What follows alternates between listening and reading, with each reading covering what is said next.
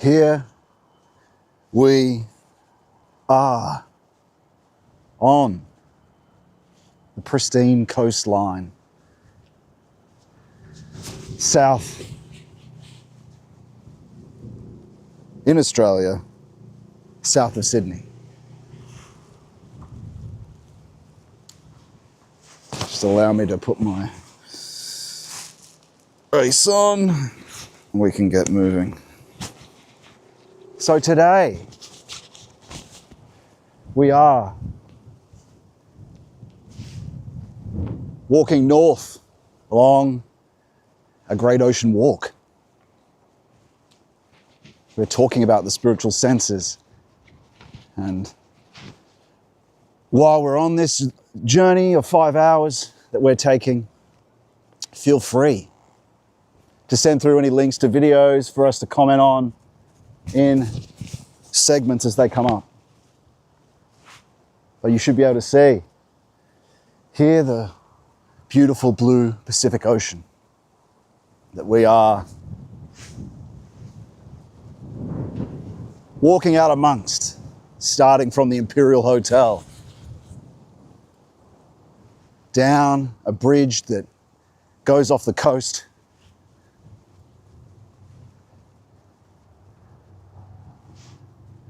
giving us a beautiful view of the cliffs, my friends. Welcome today. I imagine it's all working there. I'll check it once we get out amongst it. Of course, you hear there in the background Harley Davidsons. That is, of course, because it's such a beautiful walk.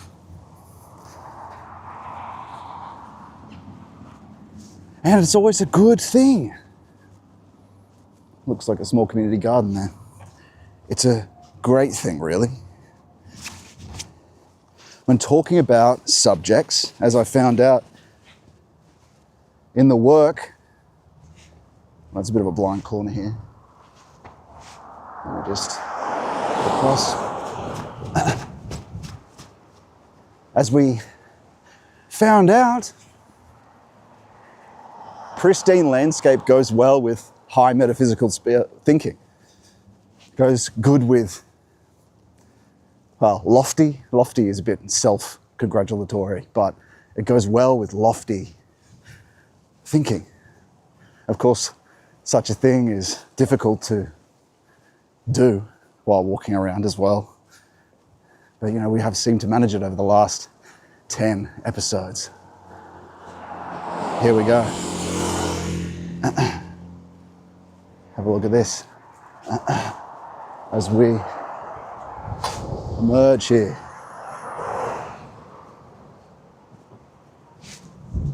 That is the Imperial Hotel, an old period hotel from the Victorian age that you can see. Perfect environment for a stream, talking of the subjects we are talking about today. And it is Heidegger, I think, that said, connecting thought with movement and a method, or methodos, with a walk, with walking, with pathways. Thought is fundamentally, and concern is fundamentally linked up with wording. So the actual disclosure of being into a word actually is an action too. So that split that abstraction achieves later, or achieves, that does later, is, well, as we know, these things are more constituent. They're more, as Heidegger describes them, existentials, not parts. And so splitting up these different things theoretically, well, you tend to chop it up like, well, Christ's clothes. And that's fundamentally the mode of the intellect. This reflecting we're born into, even without sin, even without that, we still have a kind of curse, in a way, we're born into, It's part of our being. Hopefully that's not too windy. I might turn the noise cancelling on as it gets more intense. Which is just there, I think. Might already be on. And so this mode, we've talked about this before, this whole project really is escaping that mode. And look at that, that towering above us, the old cliff side, as promised.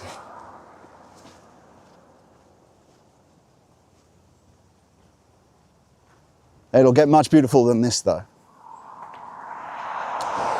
And so part of Greenwood really is escaping the thought regime, which is fundamentally grounded in Macht, will to power, which, as we know, as we talked about in the lecture yesterday,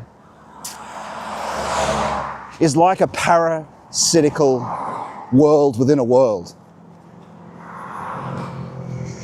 Dualism, ultimately, well, it's false.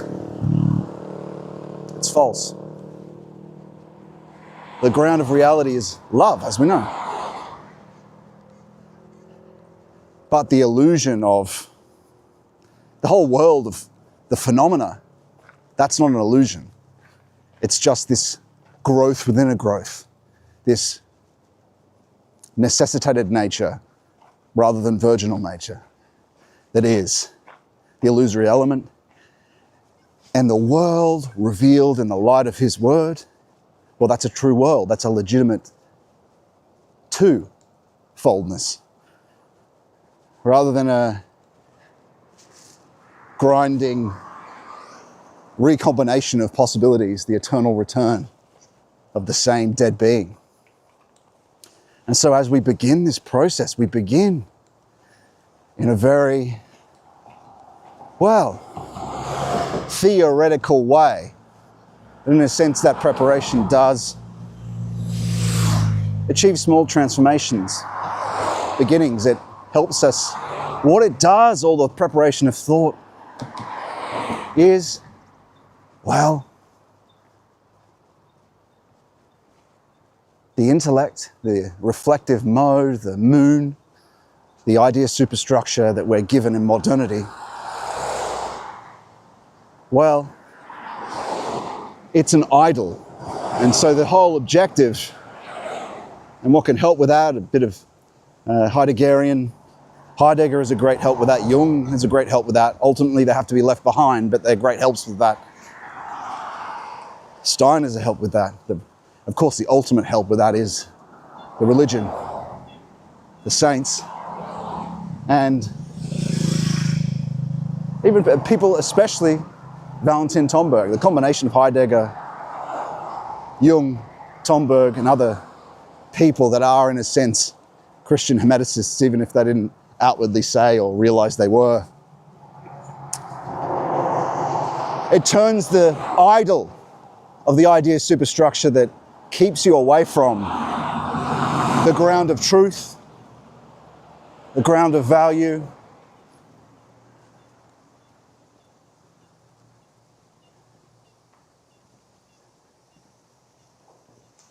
true good from a dead, utilitarian, immoral being.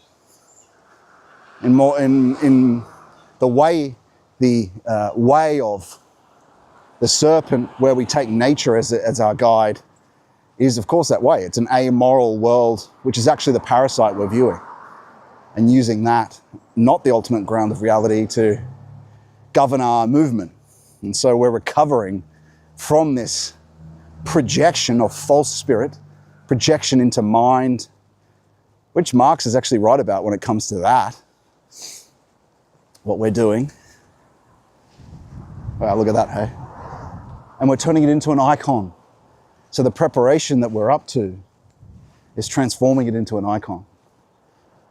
And so thought can become an icon,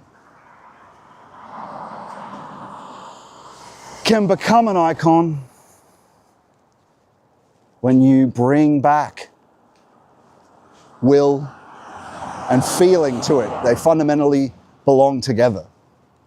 Primordial concepts are a legitimate twofoldness. We're not an illusion. We live in an illusory world unless we disclose he who is love. But he who loves us, what he loves isn't an illusion, is it? We know that. Fundamentally different from the East. And here's the Imperial Hotel.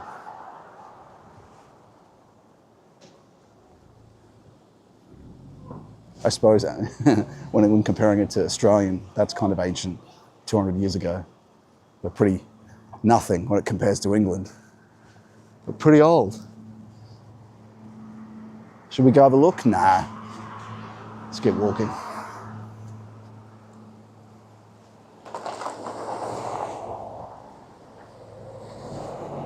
Way, truth, and life.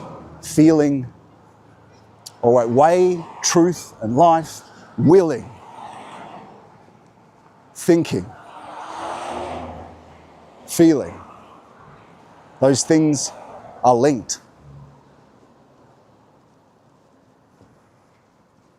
And so when you, as we've talked about in previous lectures, when you separate those things, you end up with elements of a luciferic balance when it comes to feeling, when you have the beautiful on its own, when you have the good on its own, you end up with a kind of crystallization. Wow, look at that, hey? Hi. Just looking at the cliffs. It's a kind of sheer of the sun backlighting the trees there. Gives the oil glistening. There's a glisten in the oil of the eucalyptus trees. I think you can see that anyway.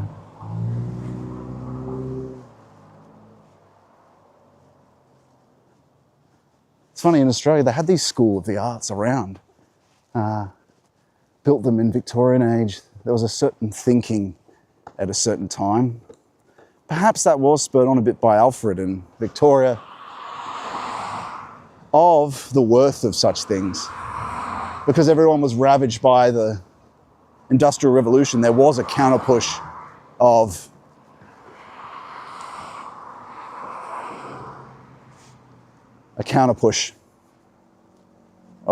getting closer to the ground of meaning, or returning to the ground of meaning, which is also truth, remember, not an additive.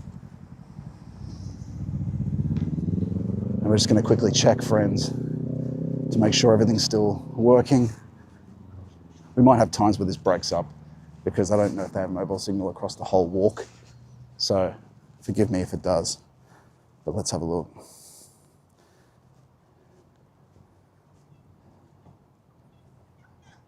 Aurora Storm says, good evening, Scott. Hello. Thanks for joining us today.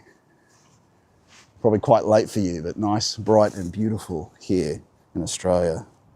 And it should be coming through and working. Yeah, it looks like it is. Perfect. Okay, continuing. Might as well give you guys a look here out into the coast. That's where we came from.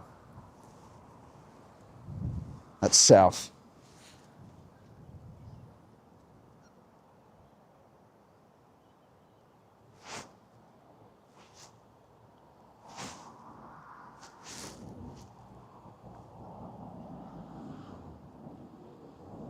And so, way, truth, and life.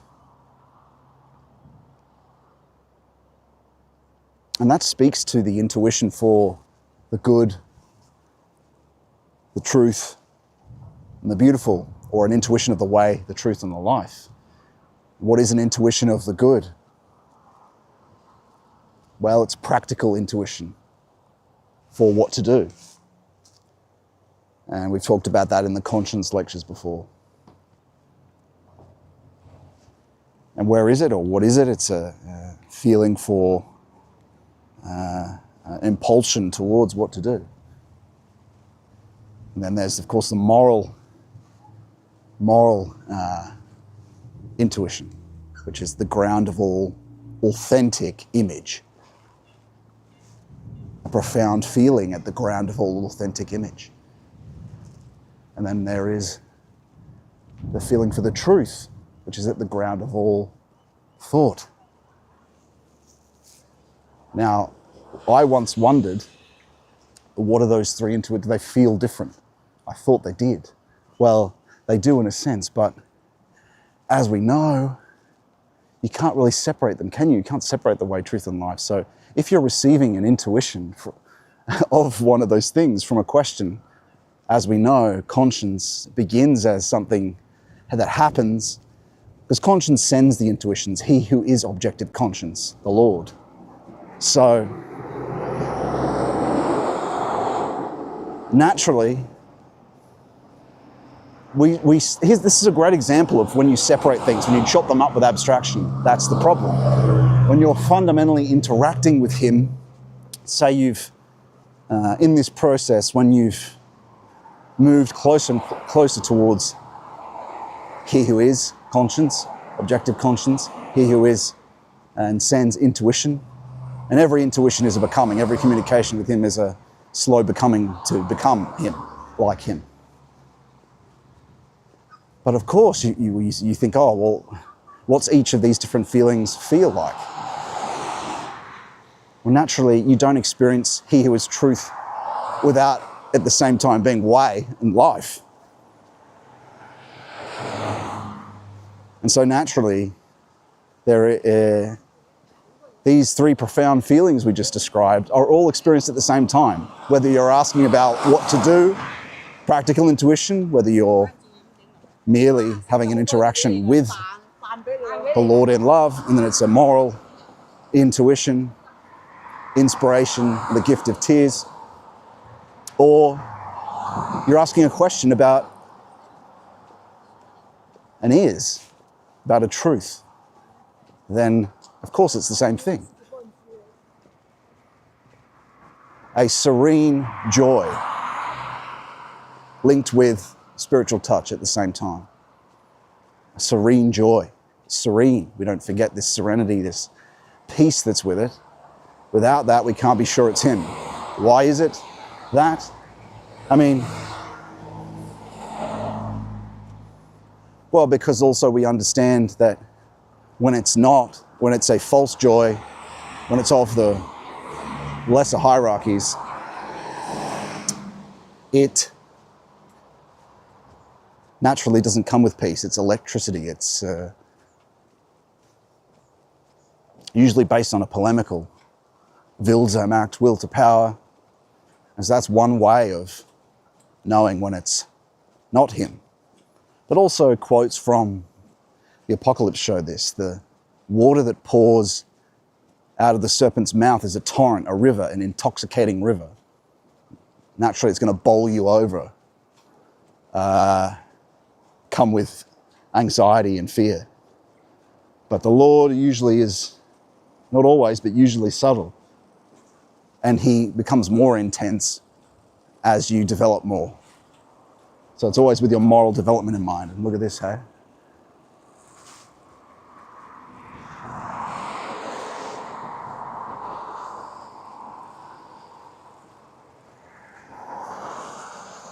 So these things begin to make more and more sense.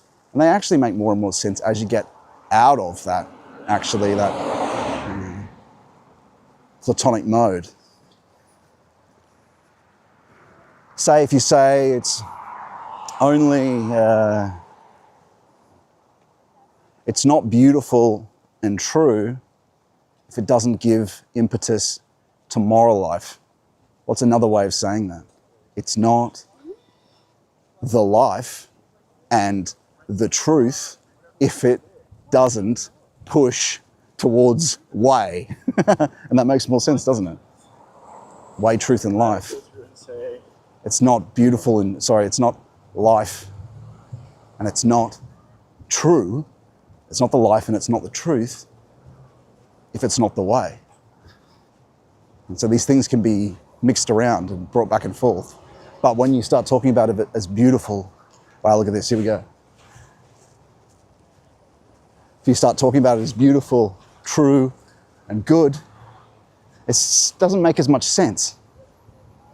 Also, it begins to make more sense as you interact more with He who is, as you begin to experience what ultimately the good is. Because what is the good? It's a philosophical abstraction from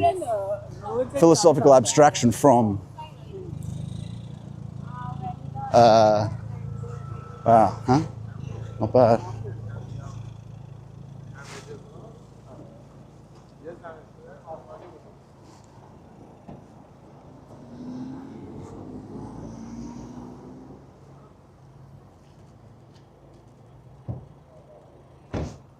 Very pretty.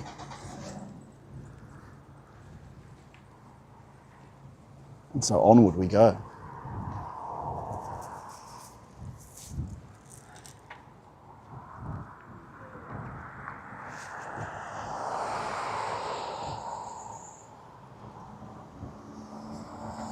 Another way of putting that is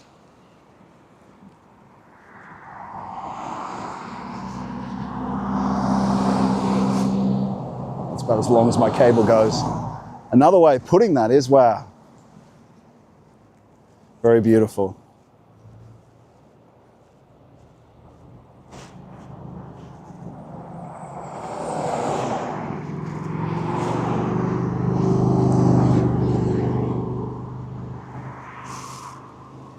Maybe I can bend it that way a bit, I think. We should be getting a incredible.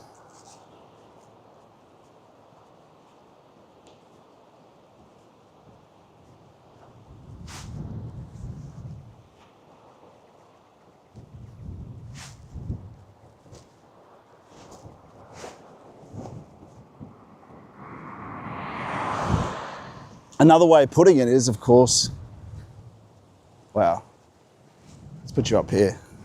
I think that might look better. This camera has a life of its own. That's actually kind of true, it does. Wow.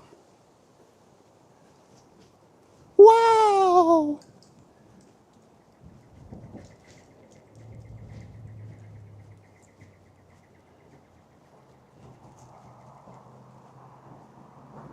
Modern construction, eh?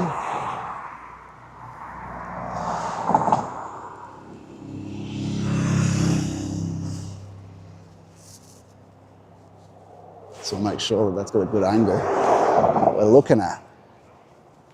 Also, I don't want to get my hat in the way. Maybe I'll put that out to the side a bit.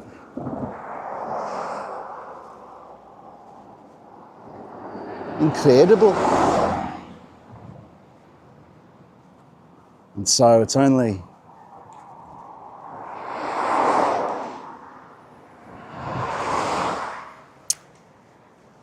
it's not the wow.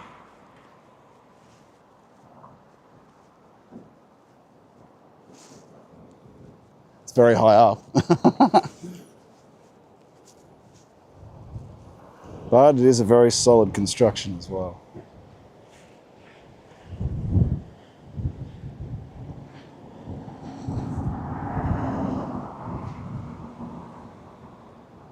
The Pacific Ocean, friends.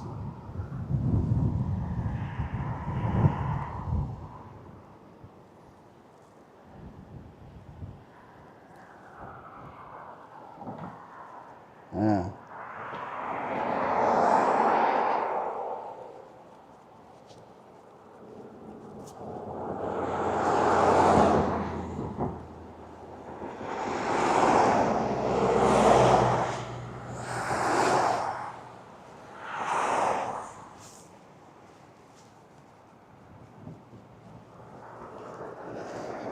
And so I'm not even sure if we've got signal still here, but we might, we should do. I'm glad they brought this with, it was built with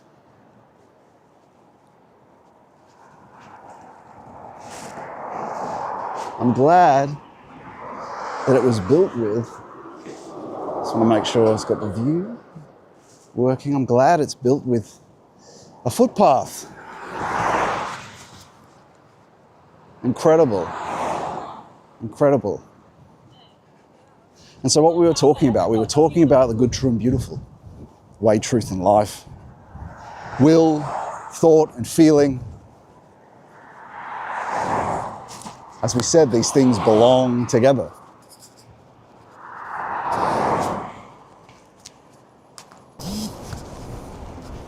They belong together.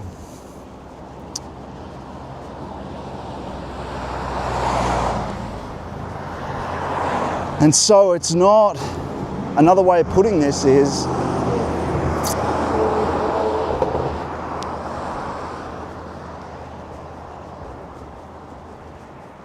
well, I can't exactly remember the quote there, but another way of putting it is it's not knowledge and deep, authentic truth.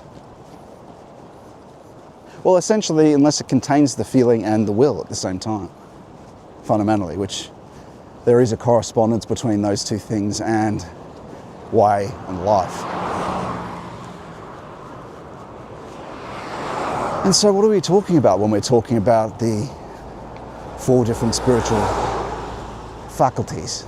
We're also talking about the epistemic principle that we've so often talked about. And so when you're talking about that, one touchstone of that, which corresponds to, in a sense, if you're using the arcana or the symbolism of the hermit in the tarot anyway, as a touchstone as well for this epistemic principle, well, it's his cane. His cane, and it also corresponds to St. Teresa's intellectual vision, which is, one, does it carry intrinsic value? Does it carry a gravity in a literal sense, celestial gravity? As one saint has described it, the feeling of the overshadowing of the soul from within, like when from behind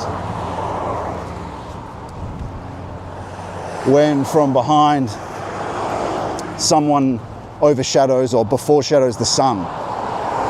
So the sun's behind you and they walk between you and the sun. You feel that coolness come across you.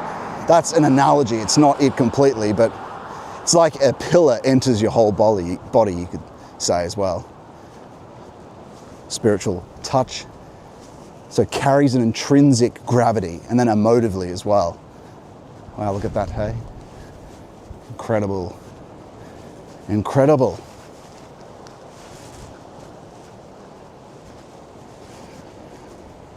Incredible.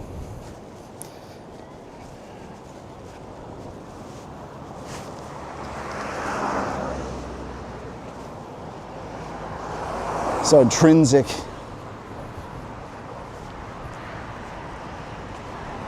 value, the ground of all true value, the ground of reality itself, really.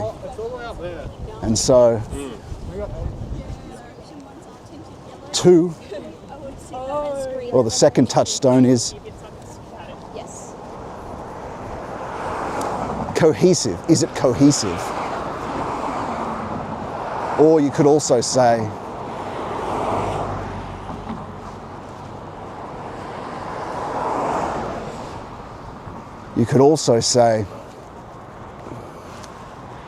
it's distracting how high up we are when you look over the old fence.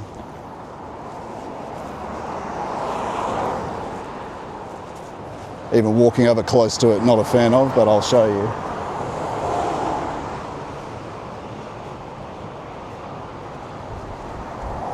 Pretty incredible, right?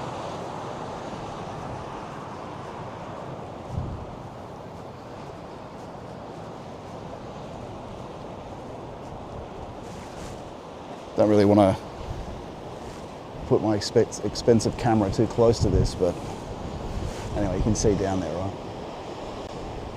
Incredible.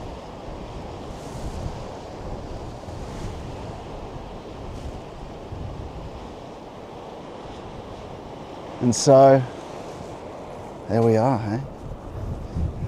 I'm glad we came here. Thank you, Lord. It is I'm even a bit lost for words, friends. I keep getting distracted by the scale of it.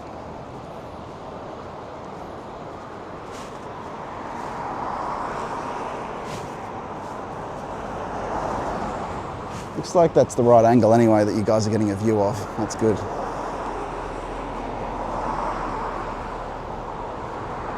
Just amazing.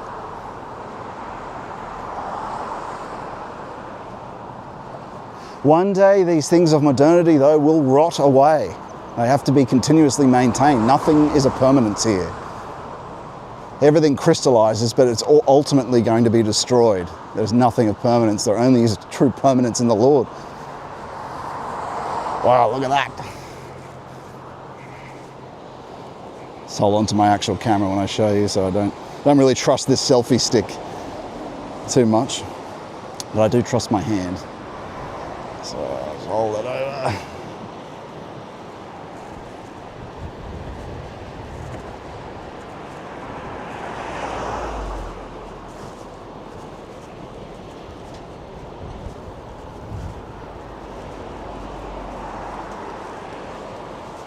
Not bad. As I say, don't say I never take you anywhere. And so, what were we saying? We were saying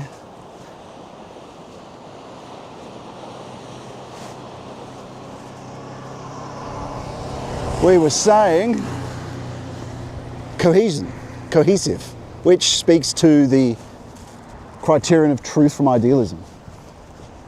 Is it a cohesive system? Is it without contradiction? But we're applying it in this case to revelation, an interior and exterior sense. We're applying it to.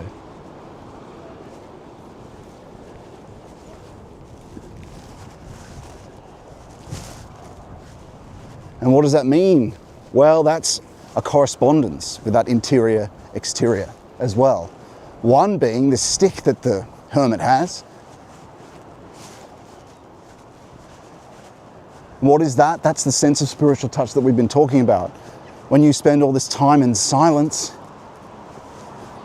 eyes closed, in the tabernacle, well, in that withdrawal, the will becomes the will that was expanded in activity and action on the material plane becomes a sense instead, through contemplation, through the 3 O's, through doing everything that the tradition requires of us.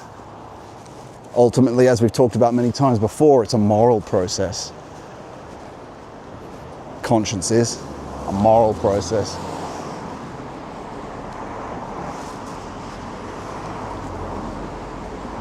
And so fundamentally, it can't be just done as a matter of the will. That's part of it in terms of action. It's part of it. Whoa. It's not all of it. It's half of it.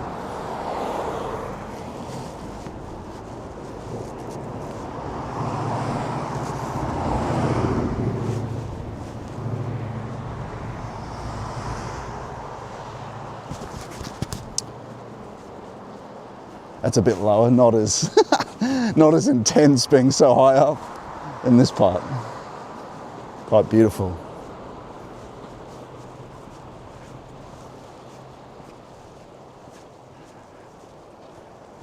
Hopefully my hat's not getting in the way when I have this on my shoulder. I'll have a look in a sec.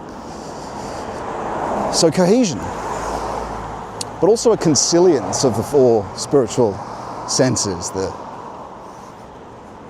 mystic sense, the Gnostic sense or knowing sense, the participatory miraculous sense or the magic sense,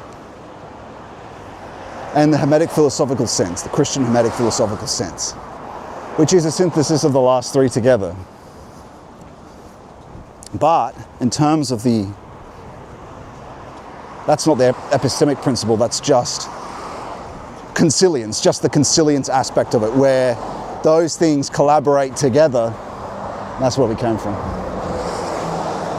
Those things collaborate together like the senses of the body do. like the eyes, the hearing, touch, all those things give you a certainty, an eyewitness certainty over whether something is right there in front of you or not. But of course, this is even truer than that, more intimate than that. It's closer than any physical touch, even though it's analogous to it. More intimate in love of the Lord. Another touchstone. And in that cohesiveness, the without contradiction is included many other things. It doesn't contradict the scripture. It doesn't contradict revelation. It doesn't contradict the saints. That's part of the cohesiveness. Spiritual fathers of the past. And then, of course, there's another touchstone, which is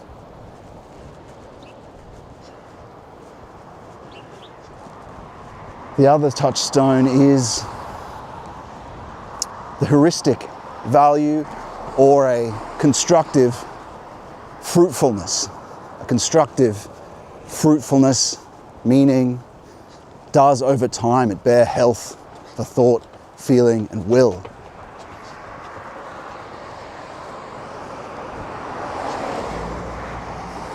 A bad tree doesn't bear good fruits. So that is a heuristic and a truth touchstone exapted from the Lord himself.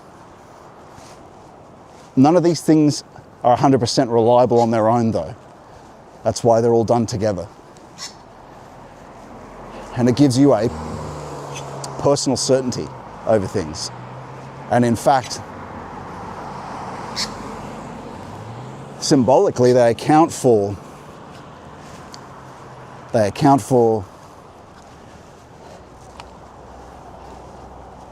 ultimate certainty.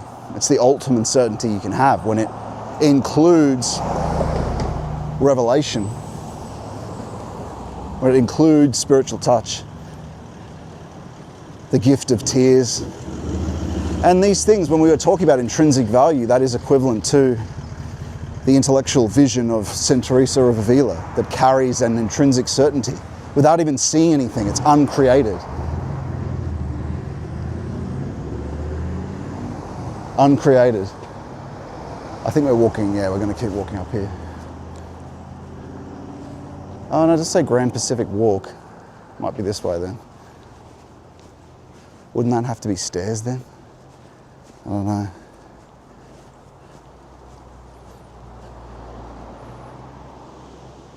Let me look. I wonder if this is still working.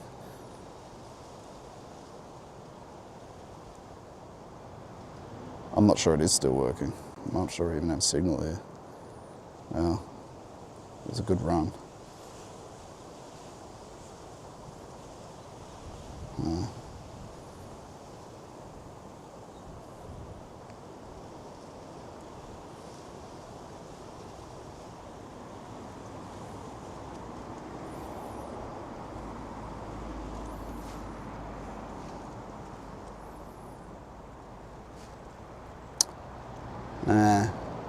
Maybe we don't have internet here. Well, that's a nice idea anyway. That sucks. Grand Pacific Walk. I think we'll just keep going then. But does the Grand Pacific Walk go to the next place? Where's the train station? Fucking hell. Thought it would be up there, not down here. Well, sorry, I'm not even sure it's connected, friends, so I'll just see what happens here.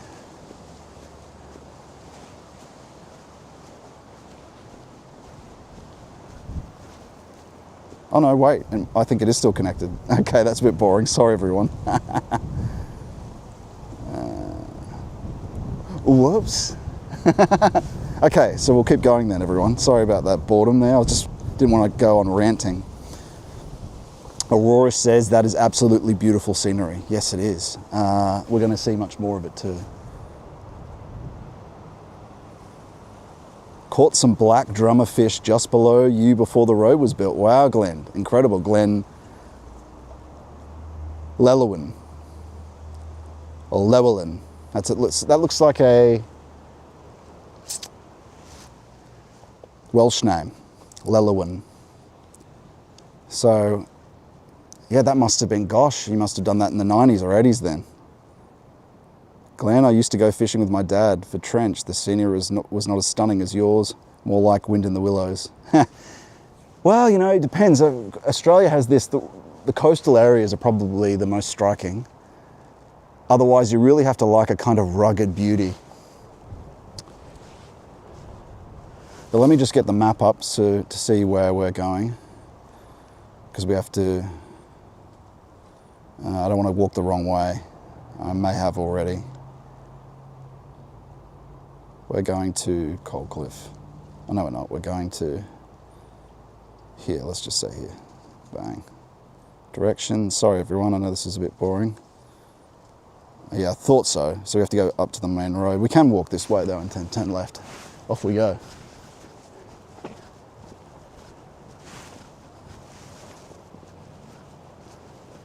Not a bad place to live, no. Expensive, but imagine here, there's this beautiful house here. Stained glass windows, view of the beach, perhaps. I think you can probably see it from the top story. If you have money overseas, friends, this is what's possible out here.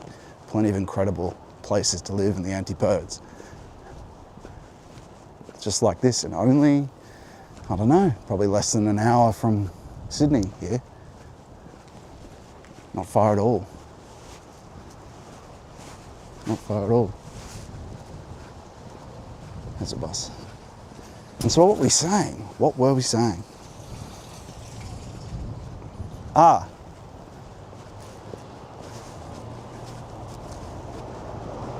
Yes, part of our epistemic principle is a synthesis of the idealist. Oh, look, that's quite incredible there too.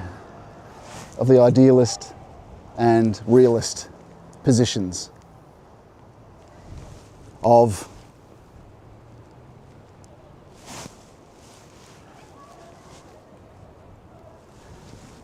correspondence,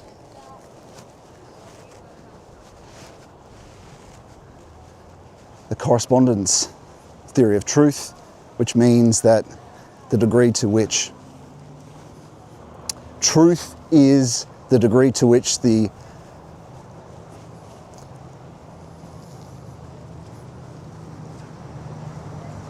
subject of knowledge corresponds to the object or thing. And so there's an idol there because there is such a thing as an illusory object, because there's two principles in operation in temporality only, of course. Ultimately,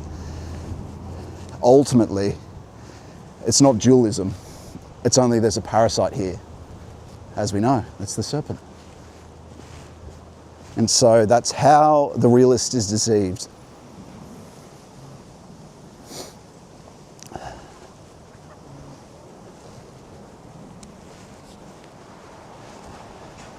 And of course, you can have a cohesive system that's false. As we know, communism, these things aren't without their truths. And they're without contradiction. You can create many a system without contradiction. And that is the idol of idealism. But all the true world is revealed through his word. You can ask him what's true, eventually. And, of course, eventually the four spiritual senses synthesized together, mystic, Gnostic, magic, Hermetic, philosophical, for the Hermetic philosophical sense. And those are linked to all it means is simply the depths. There's plenty of person who experiences this in the church. Of course, mystics, saints, they're dealing with the roots, the depth. That's just depth Christianity. The esoteric is within the church. It's just simply its region of depth. But it's all the way up, isn't it? We want to go up from the roots, which is mysticism, the gnosis, or the knowing, true theology, which is theology, right? To, well, direct collaboration with divine will, which is all sacred magic is. It's participatory miraculous, that's all it means. Praying for things and doing what the priest does, that's all sacred magic. Also grace, knowing how to pray for something and knowing how to, in the morning, the sort of miraculous know-how that develops of how to collaborate with grace when it enters you. In the breathing and just in other affairs. People understand what a state of grace is, that's what it is. It does involve something on our end. Essentially learned from him. It all begins with mysticism though. And so what's the difference between the Hermetic philosophical sense and that of the metaphysical sense? The metaphysical sense is an abstraction of facticity. That's beautiful too, up there. Incredible. It's an abstraction from the things of the world, of laws and principles. Don't know if you can see that, but stark cliffs. An abstraction of laws and principles, dead ideas from the things of the world. The Hermetic philosophical sense, because it has the roots, the trunk, and the sap of the tree, is, oh look, just trying to give you a sense of everything I'm saying, because you know it's one camera angle. There's a beautiful creek under here as well, flowing down to the beach.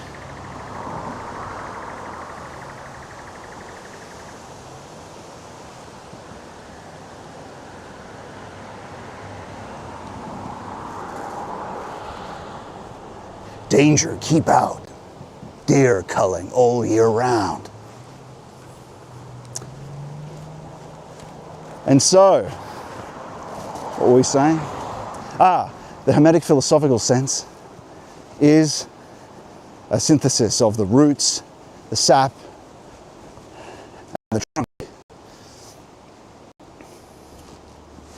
What is it? How is it different from the metaphysical sense? It looks through the things and the phenomena of the world to the beings behind it. It doesn't abstract from what it sees for principles. It actually sees the beings that are operant. Because all these forces are not laws, they're beings. The things that happen are beings. The forces of gravity, all those things, matter. It's all, when you go deep enough, beings. And you can just verify that for yourself. You just have to go through the process, of course. It takes a long time. That's why it's not just generalizable like science. It is for the people that have done the practice. That's why people like Steiner tried setting up spiritual science. But you can't ultimately, because it can't. It's in the minority of people that do it, even though ultimately all of us have to in the end. Okay, this might be quite steep up here, so I might get a bit puffed out, but we'll see. And so, should be a good view though.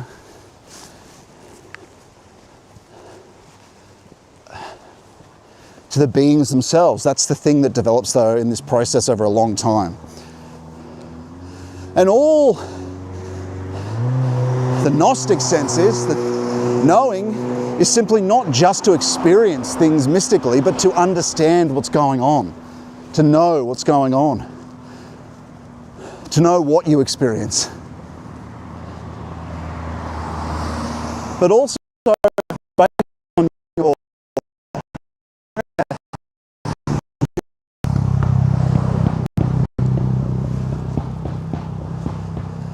a general development of depth into the Bible and everything. So you'll go back to the Bible and read it, and an embodied sort of depth around everything, and a better understanding of everything slowly emerges, especially around the questions that you've been praying for help with.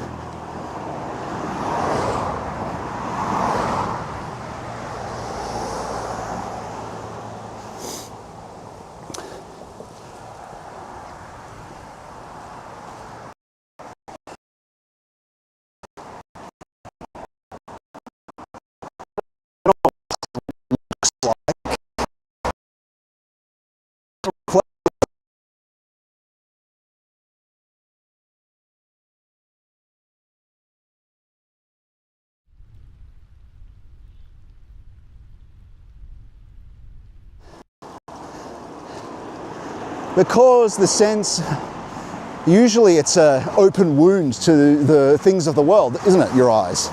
When they're closed, and after a long, long time, because they're closed, well, that area of sense that's closed to the world is opened to something else, open to spirit.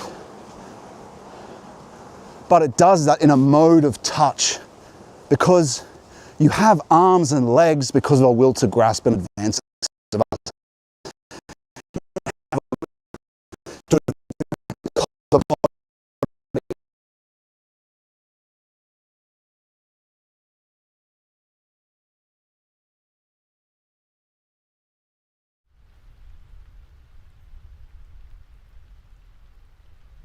Manifestation, facticity, body. Well, the body is actually, of course, we're more than that, but anyway.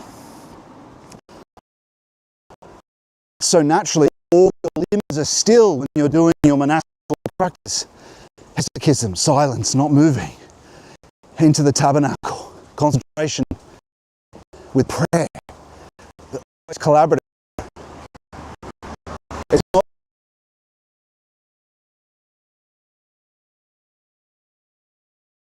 to be a fact,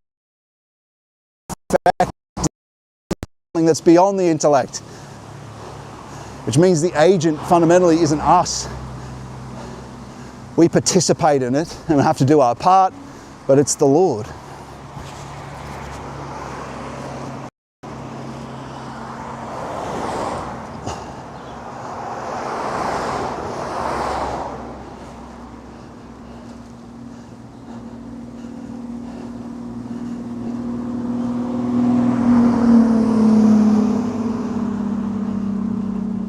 And so basically, like I said before, it becomes an organ. The will becomes an organ of sense. It's been wrapped up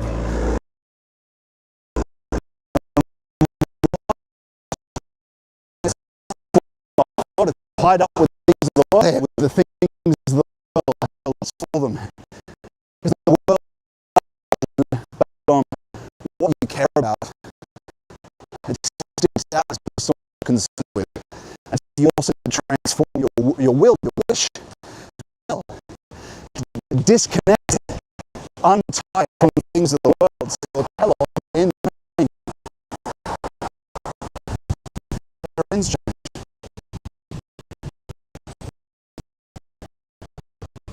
tentacles, currents are out there in the world. They have to be withdrawn from it before they can be sent upward.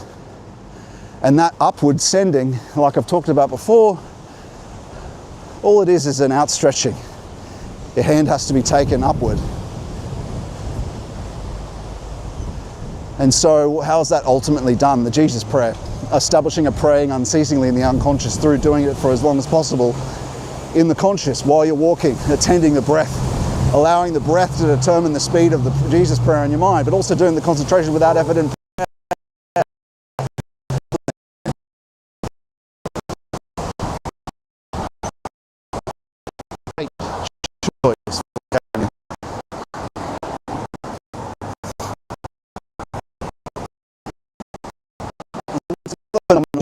well, the gift of tears is tied up with that. That's a synthesis of the intellectual vision, which isn't actually a vision, St. Teresa's intellectual vision. It's this mystical, uncreated certainty, but it's synthesized with the actual faculties of the soul, which she calls, I can't remember what she calls that, something vision, something,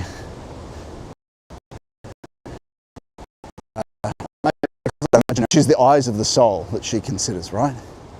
And so what that is characterized by that which is extra subjective, that which is not trans-subjective like what we talked about, not outside time, but extra subjective, so still temporal and around, though nevertheless not seen normally with the surface sense. And that's characterized by visions and such, right? But again, that's a secondary faculty. The gift of tears is both at the same time. And that's probably due to I'm not 100% sure about this part, but probably due to because Christ is also cosmic now.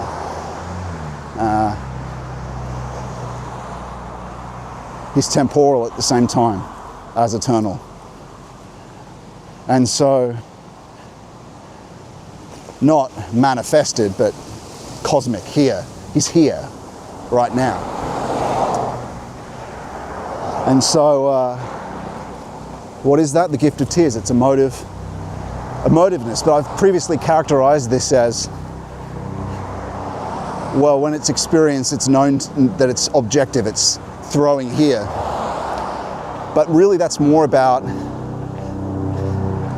it's divine emotiveness, and I say that to draw a distinction between normal emotiveness, but it still feels like similar to, it's subtle, it feels similar to sorrow and joy and tears, but it becomes more and more certain that it's not just you or subjective, because there's no reason for it, but you've simply been praying for a long time and loving. And so you're being, it's a symptom in a sense. Really it's ascending of him, an inspiration, inspiriting from him, and that becomes more and more clear. But it sort of comes out of nowhere. During deep contemplative prayers, often in connection with spiritual touch. Even when you very first experience the gift of tears, you notice it, what also comes along with it is inner music, the music of thought, not actual hearing, but in the mind. And these might be tunes that you're familiar with, but those tunes merely reflect the attunements that are selected by this inspiriting, and they actually become more and more unique as it goes on. They sort of detach themselves from certain songs that you might know that speak to, that express the attunement of the being that's inspiring.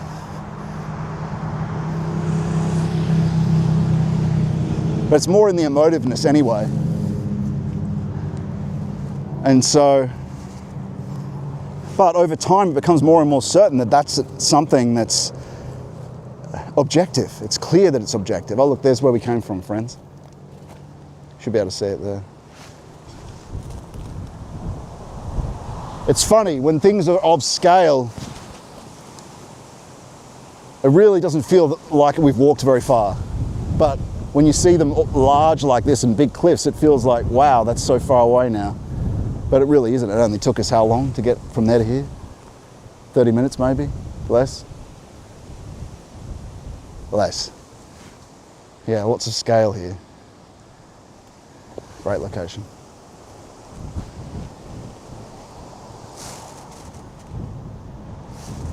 And so, yeah, it becomes more, and also sometimes it's sent with intrinsic certainty, like we talked about before. Also sometimes there can be an enkindling of it's very subtle light with it. Or usually before it, as you develop more, it's the grace of the movement of breath is happening before. Because as we've talked about, that is the angeloi. The successive speeding up or slowing down of breath speaks to the distance from which a angeloi comes closer to you. If you look at that's the mystery of breath, that one has to be careful about talking about too much, because these are mysteries to be discovered by you. But Valentin Tomberg talks about it. That's a citation from him anyway. The distance of the angeloi and the hierarchies from you is determined by that, the breath, and the successive changes in it. Not you breathing, them in you. And that's quite strange until you experience it, and it'll become absolutely clear. But another thing that's tied up with spiritual touch, which is primary because it's uncreated, right? It's always going back to that. So if you ever see anything, that's always secondary to it. If you're experiencing some sort of vision or whatnot, you want to be in contact, or your primary concentration. I'll talk about this in more advanced lectures on this. On the heart, it becomes available later that the deep heart is something that you can concentrate and attend. the emotive, place of emotiveness, and later that's sort of connected with the actual heart and a small pain in the heart, which the book The Way of the Pilgrim talks about, and that's absolutely true. I've gone through that, and I regularly go through that as the Lord actually enters your rhythmic system. These are mysteries. But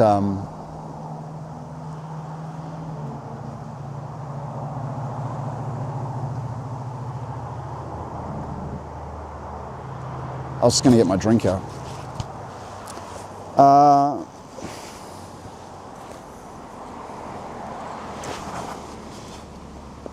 Hopefully it's still working.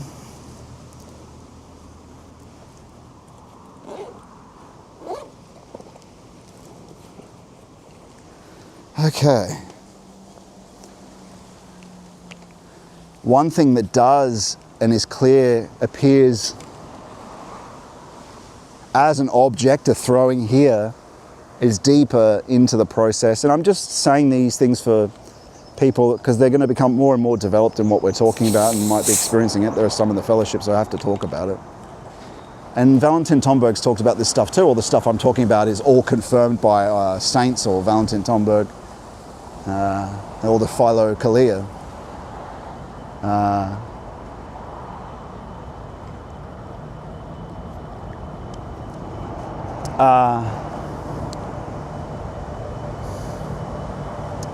A breath of serenity, felt, not seen, sort of being breathed this way to where we've been talking about what Valentin Tomberg talks about as the zone of silence, sort of felt behind the eyes, because like we talked about, the eyes and the will becomes a sense over this long period of time. And so you might notice that a gentle, cool, sometimes cool, a quicksilver, but serene, peaceful, and sort of breathe this way. Felt though, felt.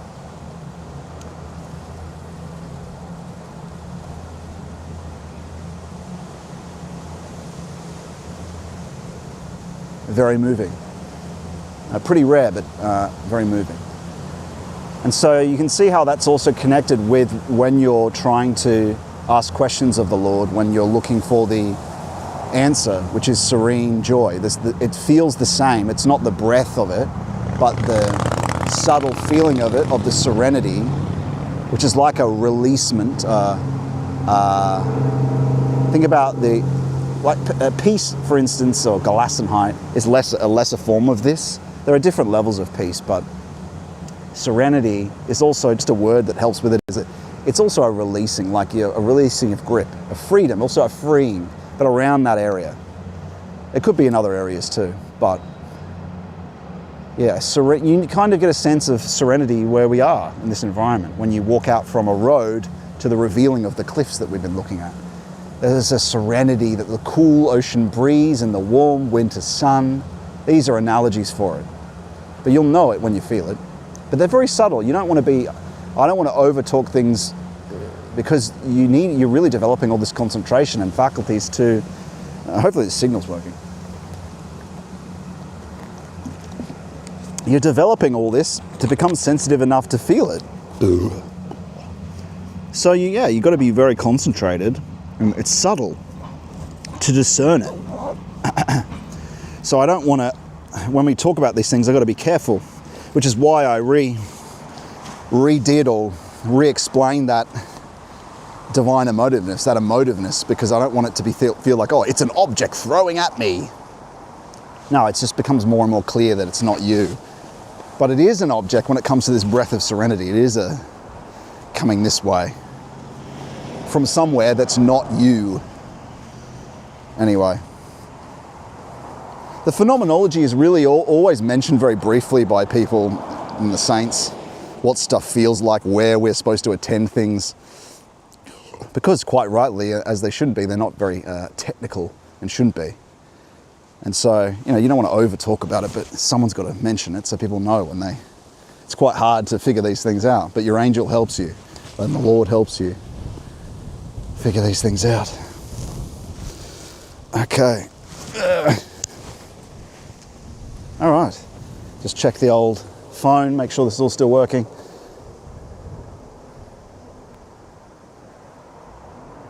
Seems to be. Maybe.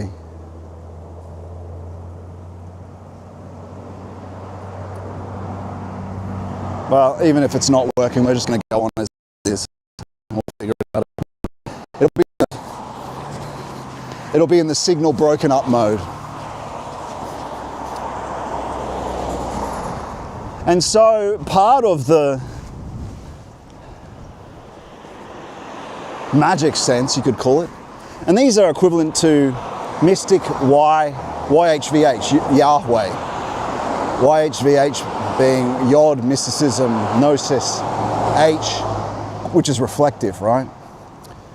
V being the magic, and the second H of Yahweh being the Hermetic philosophical sense.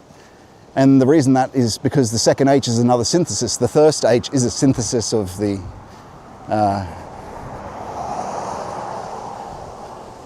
as well. Anyway, that's complicated. But that spiritual touch contains the potentiality for all the rest of the development, just as the Lord is. Eternal is potentiality.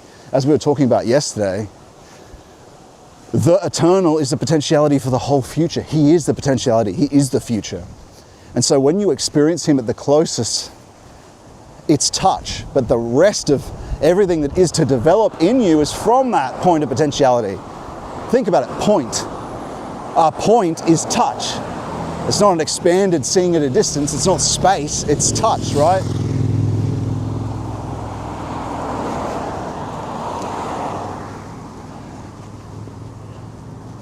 And so ultimately, it's a synthesis of the rest of the process in a point of potentiality that unfolds. The rest of the things that we learn about the Lord unfold out of mysticism. All theology and religion unfolds out of mysticism and from the prophets. And revelation. Revelation begins as mysticism. As intimate true contact. Everything else rots without that.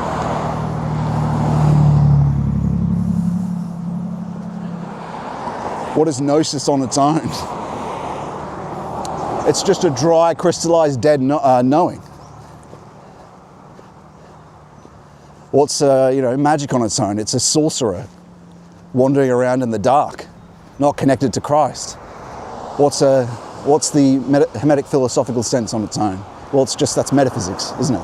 It's the dead bark. It's just intellectual jugglery. And so these things all come together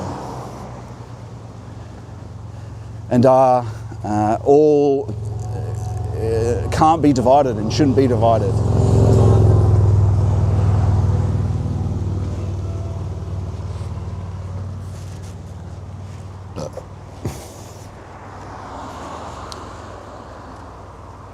And so speaking of that,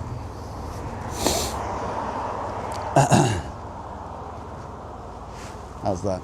Should look pretty good.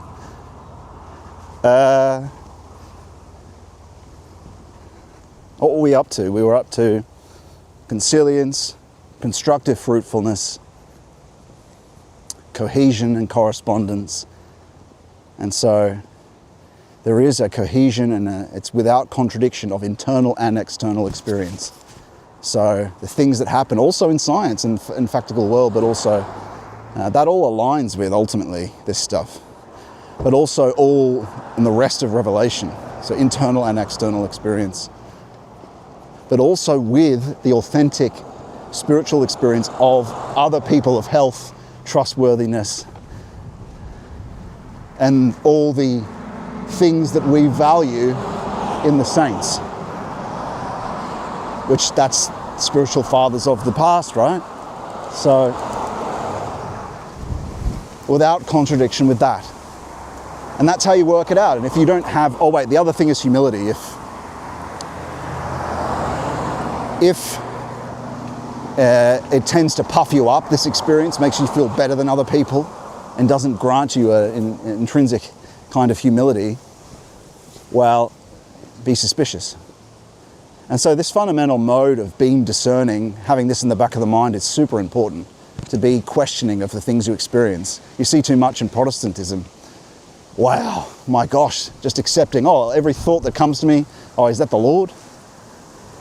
Well, you should be asking, rather, is that the Lord? If you're asking questions, you can't be sure it is. And what helps confirm that, right? Intuition. You can ask. And then if the peace and joy comes as an answer, then you know. Well, if it's something of a very serious nature, well, you need to run it through the rest of the rules that we've talked about. Asking multiple times. Does it align with revelation? This is discernment. But it's not simply just one of them on their own. You have to use them all together, and you have to be thoughtful about it.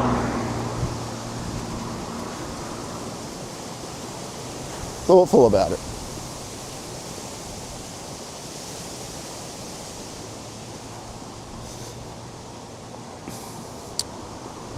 But I've given you some of the things that I may have left out the first time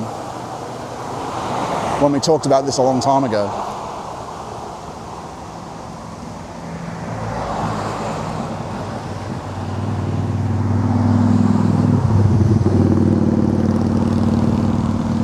And so often what you'll see, and what I just described there, is a kind of, well, what's another thing you experience? You experience the unutterable groaning that St. Paul talks about. That's the Holy Spirit, right? This will, and I've talked about this recently too, in terms of the kind of intuition that interrupts things. So you can ask questions of him about what you should do and what the grumbling is about, what the groaning is about. Because it could be positive or negative. It's usually a warning from him to pay attention or to ask. Or it might just be abundantly clear what it's for or what it's about. Hello.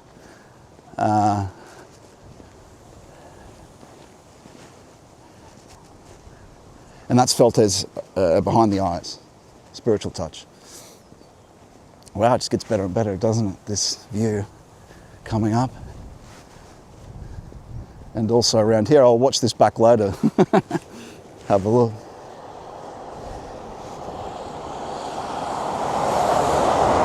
Hopefully it's coming through still.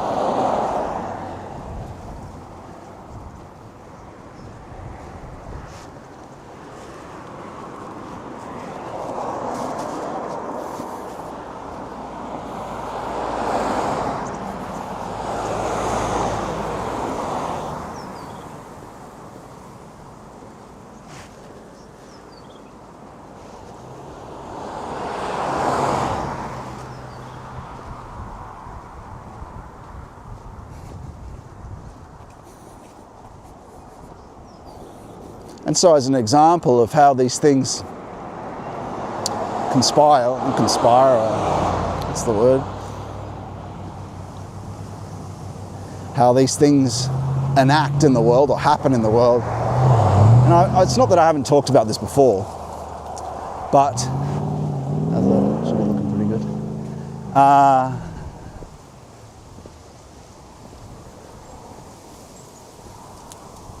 Well, at a certain opportune moment, you will experience synchronicities of nature, birds especially, wind or whatnot, at a particularly important moment when you're thinking about something, either or something occurs or some.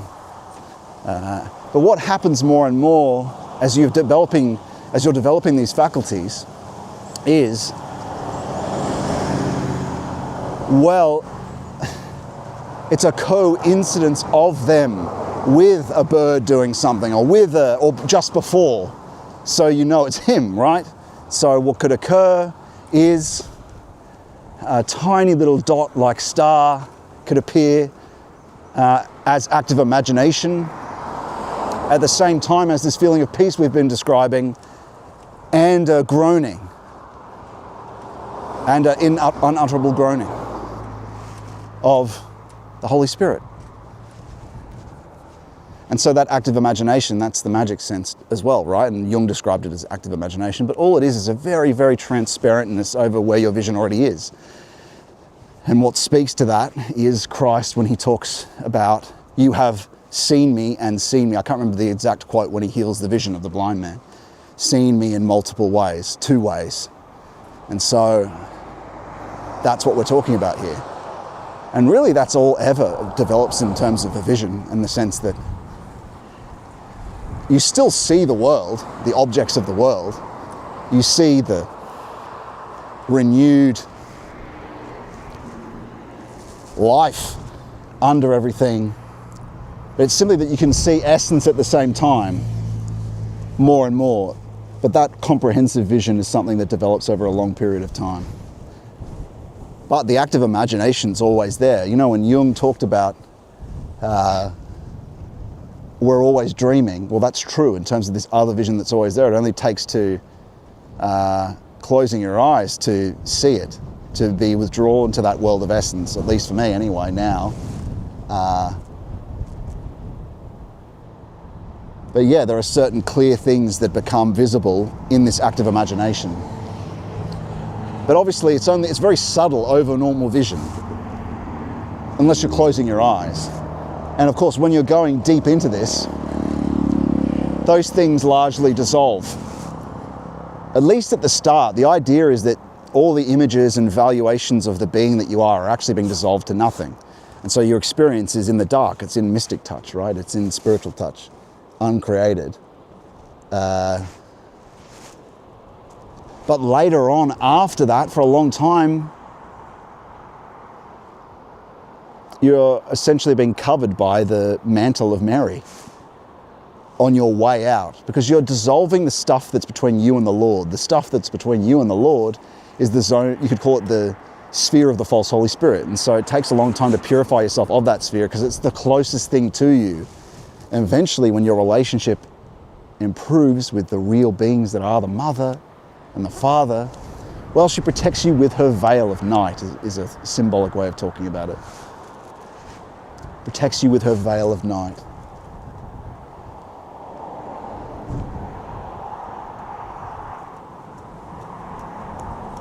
But later, you have, while you're experiencing the uncreated, the peace, the heart, but specifically mystic touch, there's a recapitulation of that visually.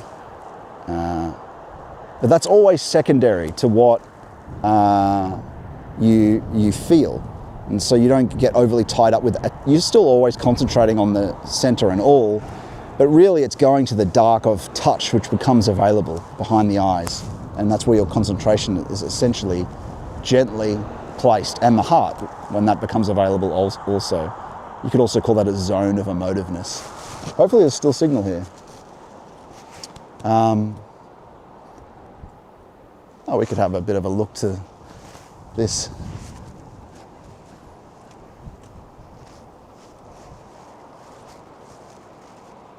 It's nice when the government does certain things that are worth doing, even to spend our taxes wisely.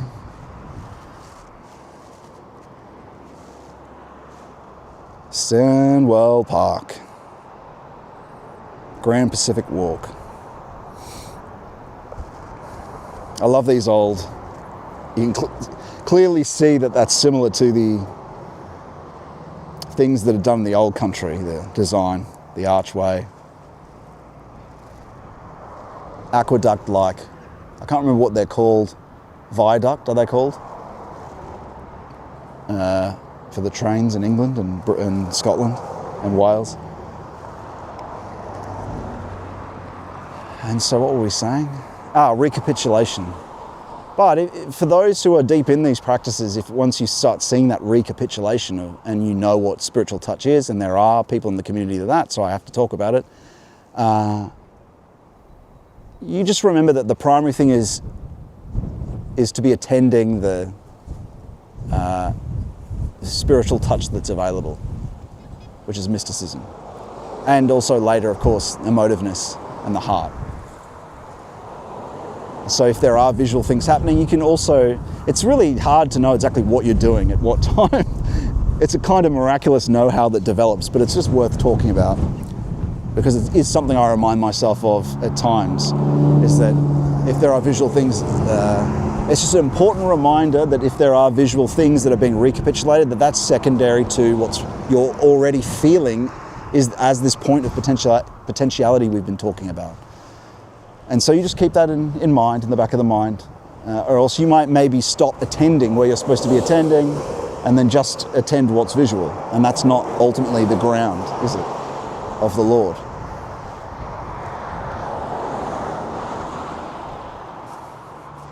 Another piece of a phenomenology you might see, if you look to the mysticism of Jacob Boehm, he draws a lot of beautiful art with crying an eye. Well, that's something you see as active imagination right at the center of vision at times. Again, what's visual is symbolic and not ultimately, it's usually a recapitulation of what you're feeling as mystic touch is. So, important to remember that. But, that's nothing more also than the visions we see in the Bible of Ezekiel's visions of the eye. Yeah, you'll see that occasionally at the center of vision. Just giving out some phenomenology here as a little. Jacob Boehm is a good thing, his artworks. For not only are they, some people might have thought they were just symbolic. No, they're actually, well, they are, but they actually speak to things that are objective, not something, they're not just an artistic creation. There's something that one sees. But ultimately, it's not essential, it's what's uncreated is. Yeah.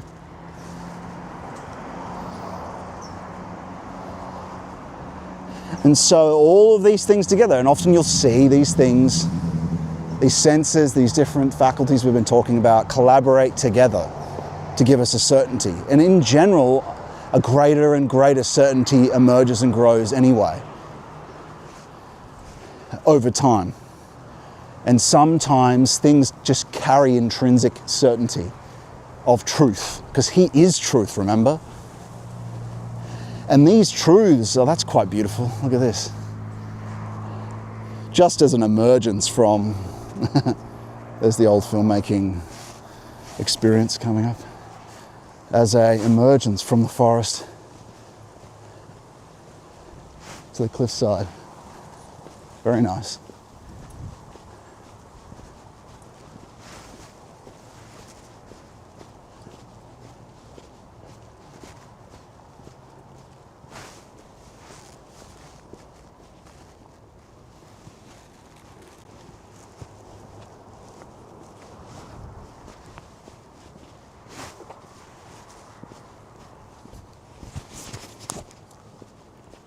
Very pretty.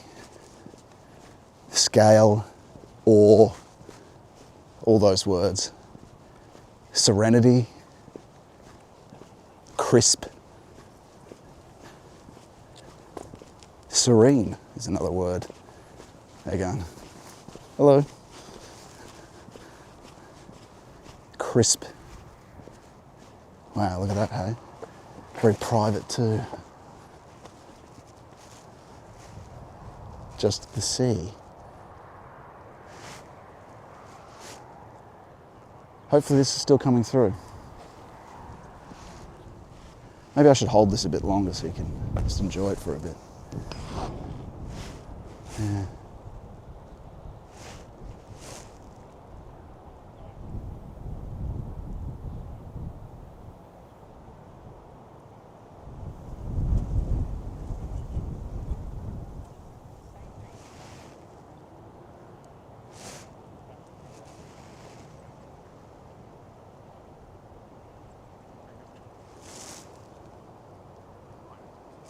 The wide Pacific Ocean, endless, endless.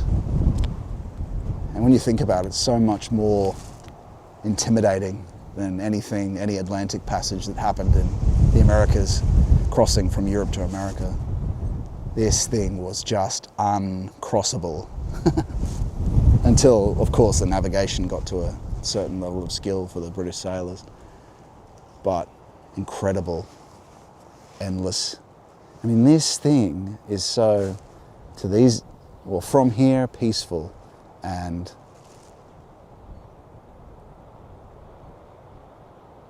that's a danger though out there. Go back just a little way. Go back just a little way in time, and to man this sea is dragons, the movement of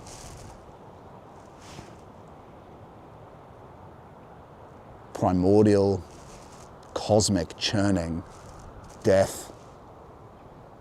That's Hades out there. That's the movement of Hades and the eternal return. Cosmic movement. The place you can drown in. That is the abyss, really. And you go too far out there, you're dead. Drowned. Think about how long it took us to figure out any type of swimming. And that's arguable how effective that even is. But, you know, you read stories of the kind of accidents and crashes because lighthouses were missing. And then they build a lighthouse, right? And so those lighthouses stand, they continue them, and little by little, the danger's reduced. But the incredible foolishness of man is thinking that this thing is this world picture, this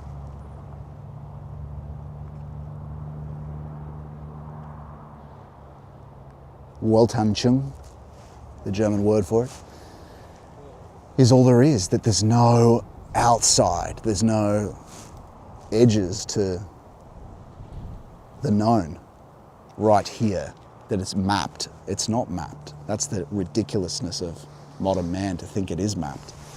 It's not mapped, friends. Right here, behind the world of appearances, is the spirit, is fundamentally things that we don't understand. We go like Elon Musk, we'll go out there. The intellect's already extended itself out into space. It's just the closed circle that's expanded outward. That's it. Space, the final frontier. The final frontier is right here with you. Is right. You don't realize how close the eternal is. It's, you know where it is? Here's where your knowing space is. It's just a bit further back is the abyss. We're almost right on the abyss of our knowing space, existential space, but we don't, of course, see that. There is a primordial anxiety if you spend, and that's why you spend so much time delving into the unconscious, which is what hesychism is, silence is, going downward towards him. Thank God that the ground of all this is the loving Father. But between here and there's some other things that need to be accounted for and be careful with. But one of the most important things of escaping the thought regime, of the phenomena of the world and the dark principle that is operant in temporality only, not essentially, but is that recognition. And we talked about that long ago. We talked about that long ago with our videos, one of the first videos we did, Escape the Thought Regime, in a different accent, but nevertheless, it's still true. Escape the thought regime. We get a sense of that when, and I've talked about this analogy before, just going on an escalator, we get a sense when it's not working and we walk to the end of the escalator and there's this push of necessity when we go to get off it. What is that? Well, habit, isn't it? What's habit? It's what has been. It's the past pushing in a direction. It's very strange. It's actually a really useful modern phenomena to show there's something else of the spirit there that pushes. There's a past you that pushes, or a past world that pushes, it reinforces its interpretation, but also its being. It also speaks to the power of habit. It takes time to transform. It takes time to transform our love towards the Lord as well. We have to remember him. We remember. He reorgans us as we remember him, because the most powerful memory is moral memory. Not the automatic memory that's most powerful when we're young, not the logical memory that develops after that, which those two weaken, as we know, with old age. What's nostalgia? The increasing power of moral memory, because guess what? Your soul begins to withdraw from you as you get older, because you're going home. You're going home. And so you can do that, you can move towards death early, so the second death doesn't sting, because you would have died already to the world, because you've already been remembered by him and the eternal presence is with you. Vertical memory, not horizontal memory. It's possible. That's what Plato also talks of. vertical memory. And so, friends, I think we'll find somewhere here to sit down. I think this is Stanwell Park, so we'll find a lovely spot here to sit down and read our reading of Rudolf Steiner. Now we've been talking for about an hour, I think. And what a beautiful place this is. Incredible. Incredible. It's funny, funny to think that there's more people here, really, than in Australia. There's more Anglos, there's more Europeans here than there are in these European countries like, well, not England, but like Scotland. There's more Europeans here than Scotland. In Scotland, there's more Europeans here than in Norway or Sweden and Netherlands. Not Germany, but there's smaller population ones. With pretty large land masses, there's more Europeans here. And so we'll find somewhere to sit.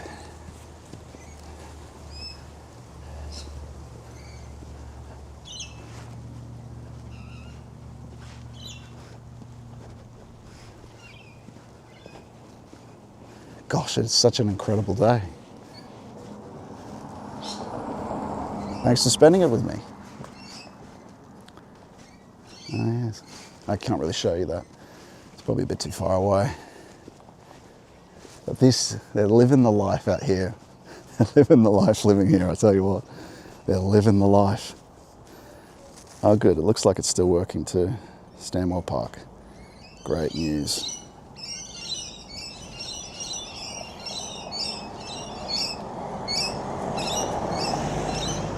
Now I just need to find a cafe or place to sit down.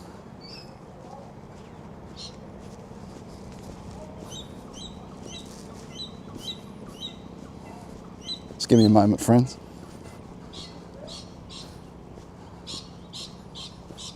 And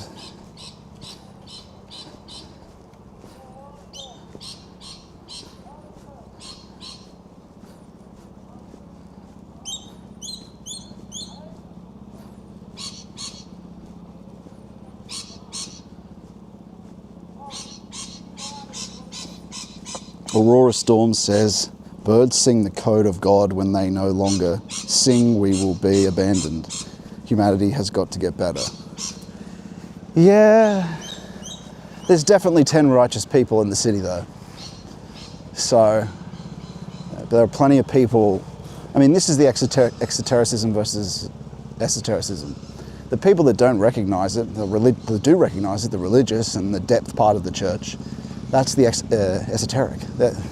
They are the people actually governing. They're the crew members of the ship. Everyone else, they're just on the ship. They're passengers because they believe evolution, right? It just looks to them as if it just happens. But the deeply religious know that behind the phenomena of the world are the guiding forces of everything. The hierarchies, the angelois, and also it looks dark, but they are in everything. I understand that. But there's great opportunity here to go back towards him. In some of the automation, actually, there's time at least for more worship. As long as you get your holy hour in, you'll be okay. Everything will be okay. In a sense, you have to go through the apocalypse. The apocalypse is the end of time. We have to reach the end of time individually before it happens collectively.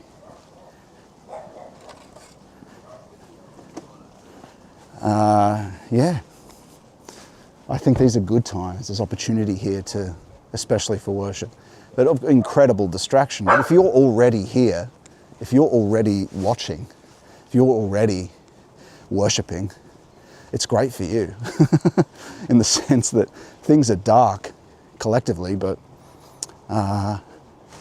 again, I just think it's more opportunity for worship. And also to be able to help the Lord with his mission. Anyway, let's find where we're going here. I need somewhere with a table or something. Where are we? Oh wow, we're still not that far in here. Yeah, we've got a 9-minute walk yet. Okay, no worries, no problem. I think that's right. And there should be a cafe or something after. We'll turn right at the top of this road. Yeah. All good. Never fear. Okay. Onward. And so yes, I'm reading your chats periodically. Feel free to send through any links of videos you want to talk about when we sit down at the end. In about 2 hours time, we'll have a collective talk together, and also review some videos that I actually forgot to pick videos out again, but I've got some ones I wanted to watch that I can remember. So that'll be fun. And yeah, send through links if you want us to comment on that. And if you're in the fellowship, we'll bring open the Discord if anyone's online, and you can actually talk on the channel and on the stream. We'll talk together. A lot of those people are asleep at this time because they're overseas, but if there are some, or if you want to be a part of that verbal chat, of course we can chat fine. Over text, that's fine, but if you want to be a part of it vocally, go to scottmanu.com/fellowship and then sign up, and there'll be a link to the Discord there, and we can talk. But yeah, send your links. Send your links. And so this intellect, this intellectual principle, we're born into it. It's part of things. It eclipses naturally as a faculty.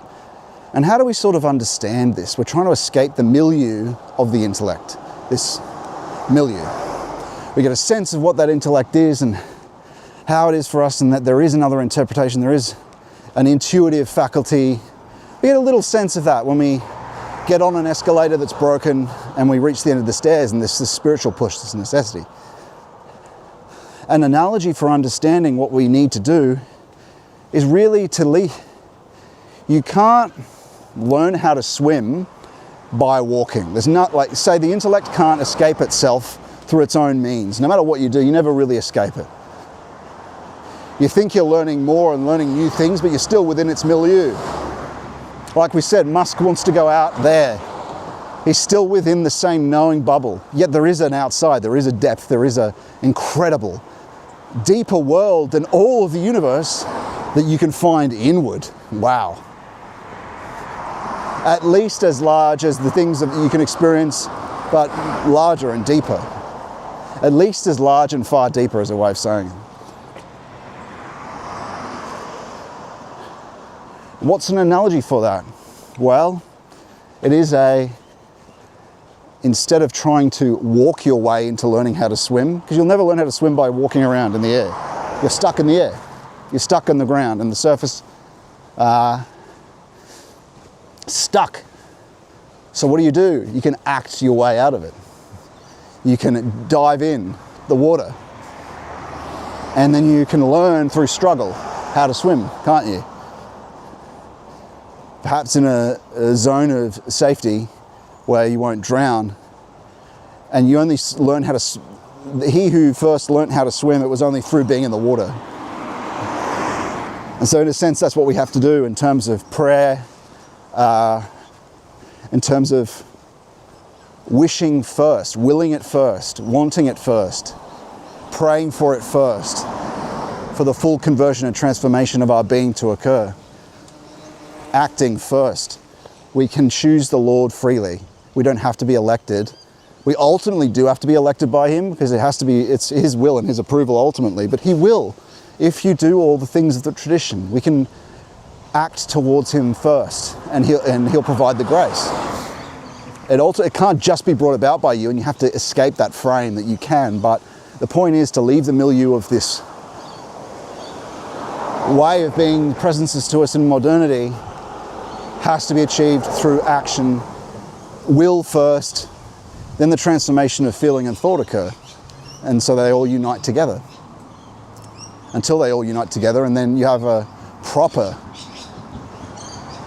luminous thinking, where the true concepts are luminous, full of life. The articulation of them are full of will and full of life. That's what we need back. That's what the Anglo-Saxon needs back, and the English-speaking man needs truly. naturally he does have a zealotry to the English-speaking world. If he can just get out of the thought regime, wow, the restoration of God's life in him will. Think about it. The European is very much like that. Especially, it's just he's been deluded and deceived by the physicalism. But part of the mission, that's part of the mission. One mission. Again, there's more important things for us to do for everyone. Really, Greenwood is for everyone. It's not really just about the West. It's what everyone needs. Everyone needs this mystic reconnection with He who is. It's not just a European thing. But you could almost say that European man is in most need of it, of the countries that aren't full-on pagan. Hello, friends. Stanwell Palms Cafe. Probably not there. We'll find somewhere else. Pretty cool though. Yes, if he could only bring back, if he could only be luminously filled, one individual at a time. So his articulations could be full of life. And that spirit would go along with his word. It's not just an additive of emotion. It's not just tone. It is spirit. And that isn't an additive either. It's more ultimate, more primordial than will. It's all three united. But as truth, as something that's not human. Well, no, it is human. It's perfect human. Because it's Christ. And it's love. We radiate out. They are the polemical, charged up battery of Wilzermacht fighting each other and fueled by the fight. Ultimately empty at its ground. And when you take the combativeness away, when they've defeated their opponent, they wouldn't know what to do anyway. Unless it was just a provoking, mimetically inherited solution that would improve the economy, whatever it might be. That's all they have. But we can radiate, friends, radiate into all the people that we're even walking around, blessing them as we walk around.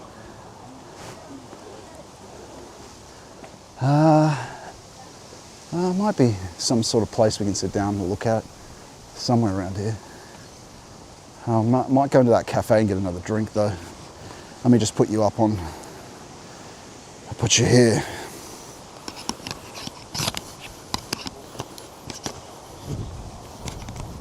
Might have to cover up the camera though, I don't want to put it in people's faces. Get in there, you bastard. There we are. There's my wallet. There it is.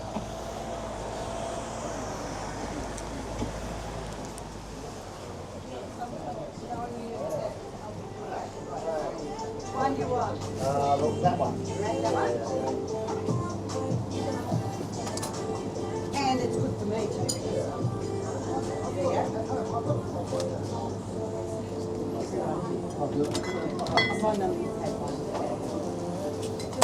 Okay, so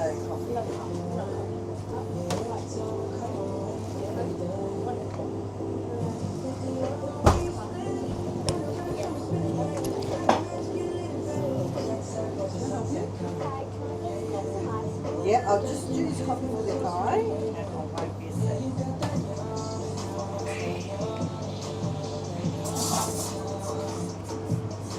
Pat, do you want to come here for a sec, please?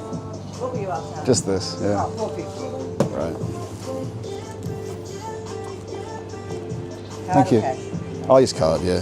Thanks. Is there a lookout around here that looks over the beach? Is there a lookout that looks over the beach around here somewhere? Like a...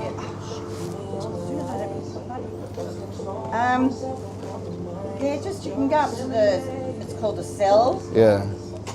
There's 4 point Yeah, okay. up right up the top. Oh, that's the top. How long does it take to get up there? You go up here and you sort of veer off to the right, down, and you keep going around, sort of And it place goes up to like that. be, you'll hit the knell or something. Yeah, just have a look. I'll have a look. Yeah. Thanks. So yeah. Just Google it pretty much. I guess we'll do that. All right, I'll leave you on the forward mode for a bit. Forward mode. Oh, there's a beautiful cockatoo on the walking sign there. Just pointing it out. It's my favourite bird. Okay. We'll find somewhere here, I reckon. Park bench to sit on. Today we are again reading Rudolf Steiner's Redemption of Thinking. Honestly, I really do believe that it pairs extremely well with a location of scale and beauty to talk about things that are that almost actually disclose a more powerful interaction with the place that we're in. Even in a small way. If in a small way it helps disclose the being behind things. Oh, is that not moving? Why is that not moving anymore? Is it frozen or something? It's not. It's strange.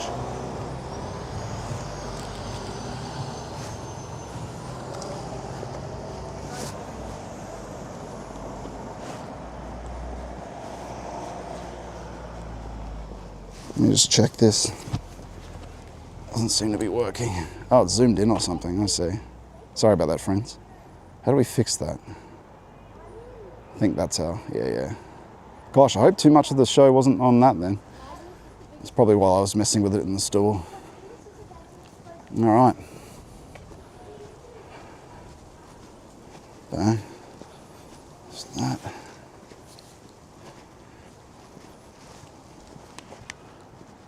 All right. Let's put that cover back on so I don't have to look at myself. Okay.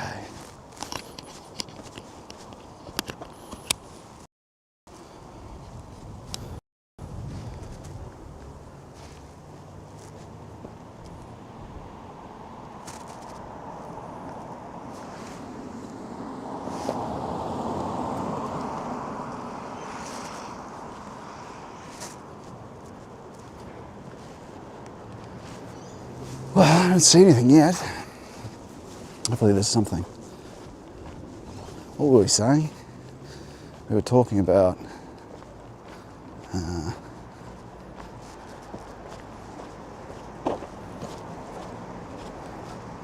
remember. The thought regime.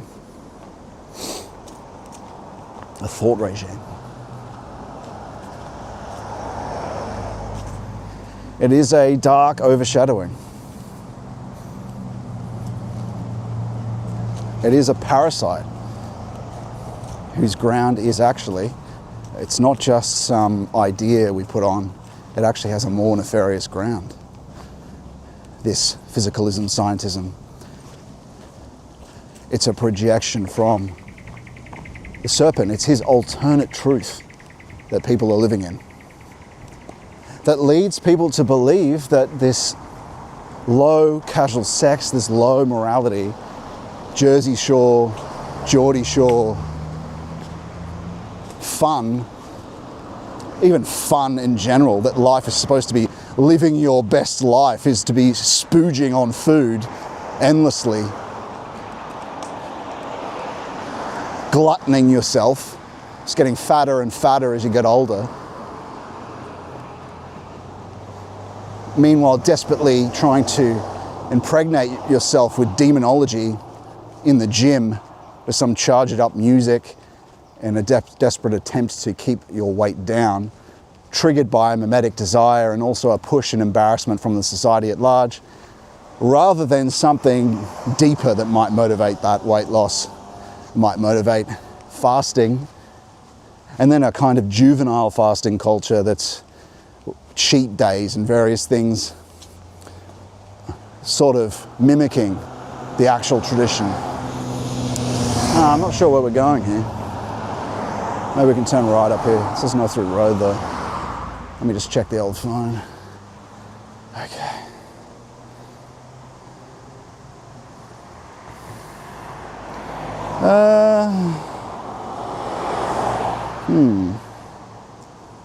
We might actually have to walk down towards the beach, I think. There's a reserve down there.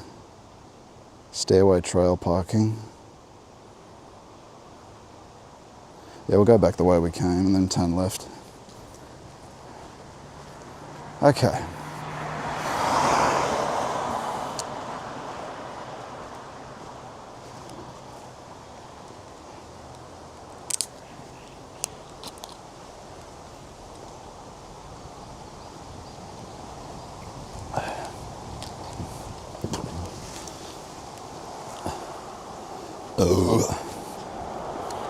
And then people get lost in,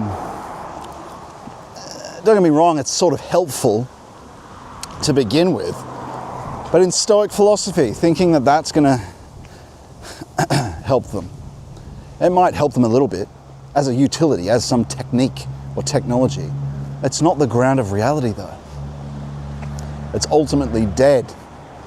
It's ultimately untrue.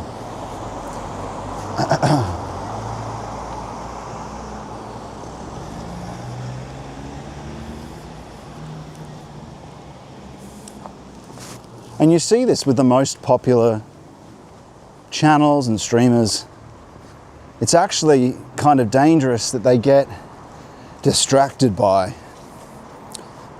their own success, and so the things that they say their life, that motivate their life, are good food and friends. Okay. Enjoyment, or just joy.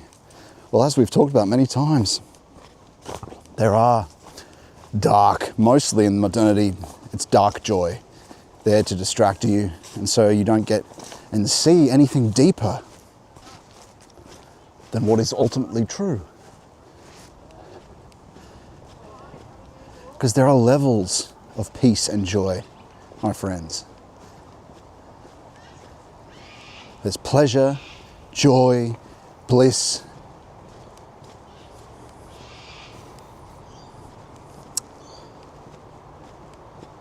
and beatitude.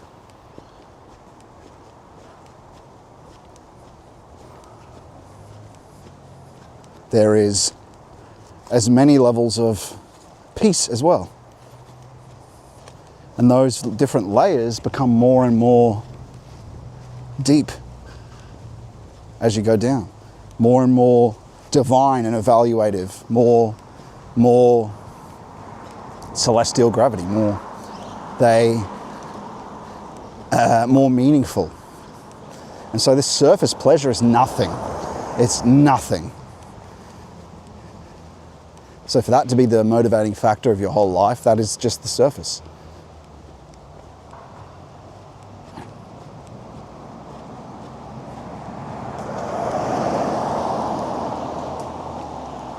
And so yeah, we need to be careful. Because a lot of, as we know, a lot of Christianity has been misled by charismatic movements seeking joy and spiritual experience first over truth. The truth comes first during purification, when the images and the values of the world are dissolved to black, to an overshadowing of the soul, like a pillar.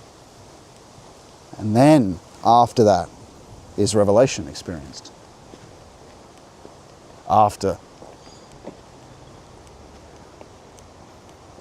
You have to be discerning when experiencing spiritual experience. You've got to be careful what you most value, what you most will and seek out. Because you might not then be willing him. You might just want to feel better. He'll dry every tear, but you have to seek him. It's quite pretty, isn't it?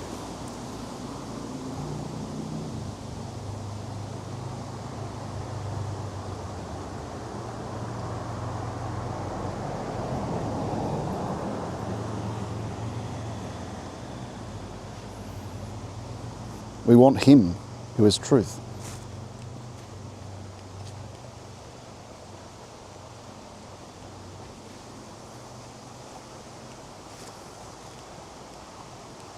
Okay, I don't know where this leads, but let's just go down the forest path.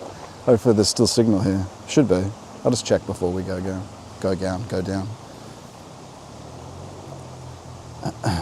Should be.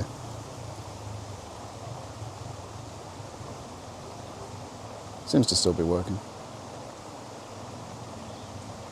Do you think the energy of Sophia is synergistic with Mary or incompatible? Aurora Storm. Sophia is Mary.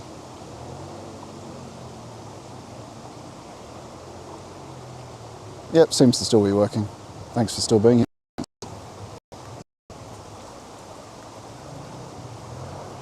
The first place coal was discovered in Australia. Randy, do you mean here? This area? There is a problem with... Oh, wait, I didn't check where we're going. There is a problem with... When we look back, Australians look back, and colonists, Americans too, the people that went to these places and saying, oh, that's the tradition we should follow, that's who we are. Well, you want to be careful, mate, because they were all physicalists, really. They're in that materialist mode. The way they see the world, even though they're practicing Christianity in a Protestant way, the way they're experiencing things is like we are now. You want to be looking further back than that, or to mystics in that age. It's always a nice sound, the running water, isn't it?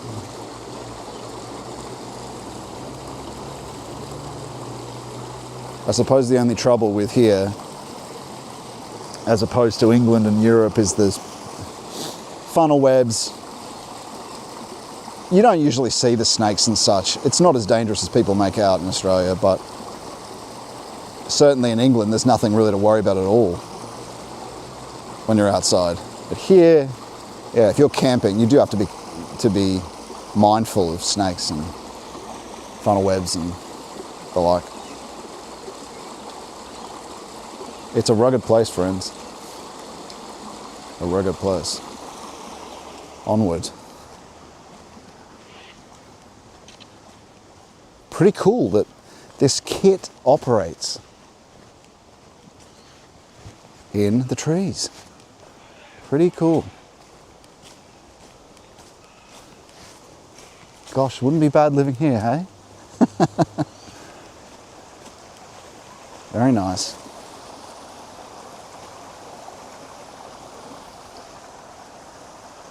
Hopefully still coming through to you nice there. Oh wow, no way. Looks like that bird had a small bird in its talons, or a mouse or something. If you saw that as a self. This is a beautiful little pathway though, isn't it, that runs down the river. It's always a cool thing when the pathway continues along the riverside.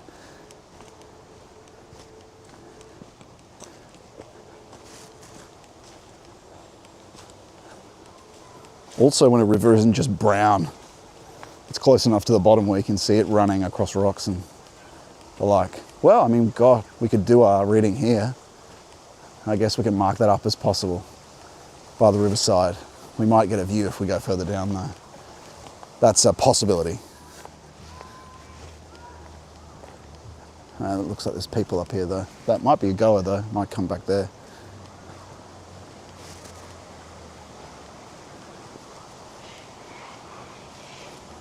All right.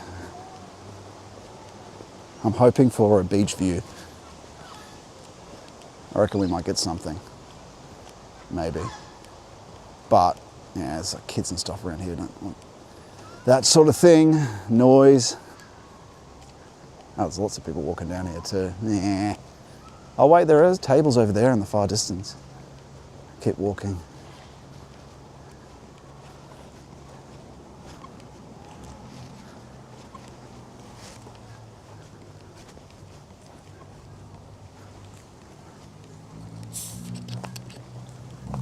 Paradise.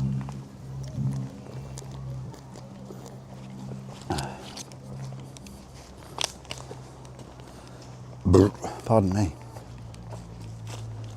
Oh, pardon me, sir. That's a very middle class thing to say, pardon. The working class would say what? Oh, right, yeah.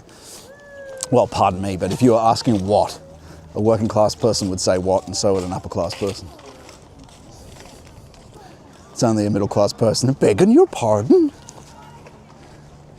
Anyway.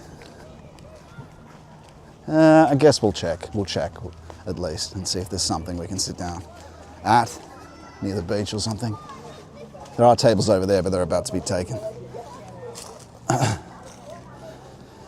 ay, ay, ay, ay.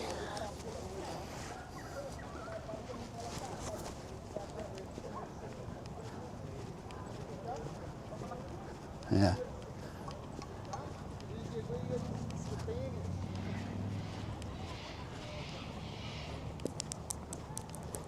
Yeah, I'll go to the coast. That's what we'll do. Anyway, just enjoy the view for a bit while I rejuvenate.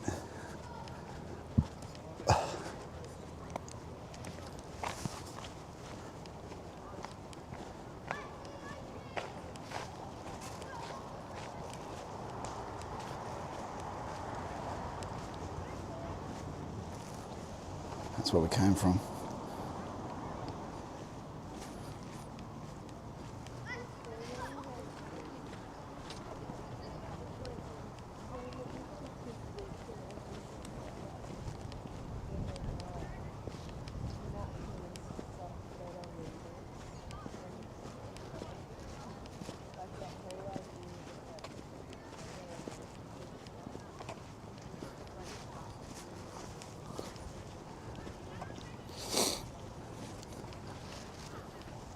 Man, it's beautiful down here.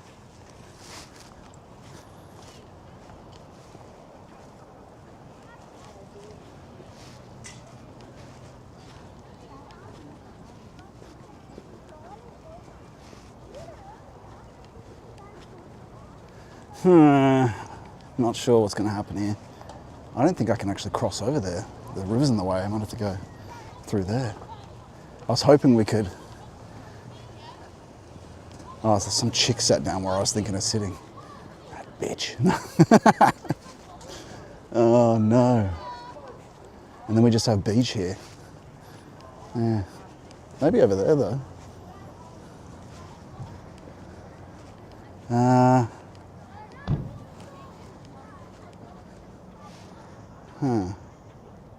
Damn, that would have been good just here. The chick sat down there though. Let's just keep walking. We'll find something else. Oh wait, there's a bridge over here too.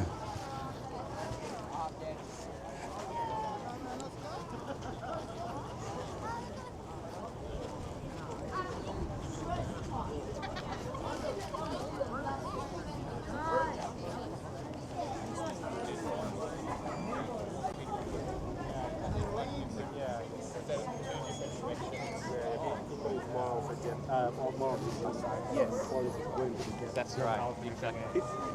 It's incredible. That's an option down there to the left. I just, maybe that might not be far enough away from people. Oh, it probably would be. I mean, it's in shade too. Maybe we'll go that. Oh wait, she's moving though. That's in that, but that is also in the sun. Might be a bit much. Maybe I'll go there. I don't know. They're all there. Let's go have a look. Sorry, this is boring, I realise. But let's just try it out. We'll go back.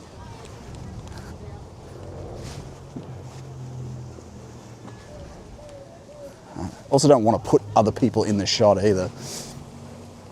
People don't always like that.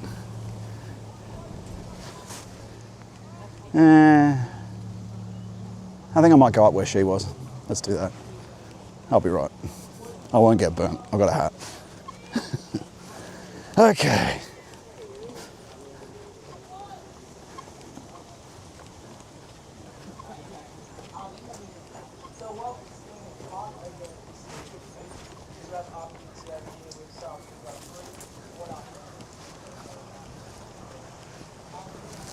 Okay. Hopefully this chick doesn't sit down where we're going. But yeah. Idyllic seaside Australian town. Very nice. Just picking up the pace.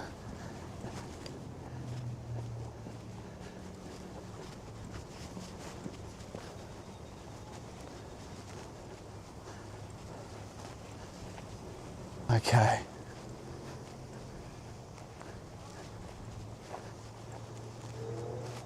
How does that look? Pretty good.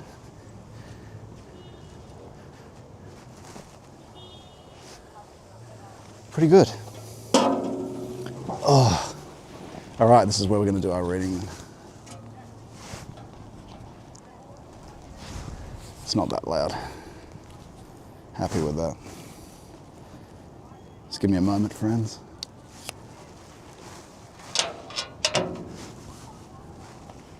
See what that looks like. What happened here? Whoops.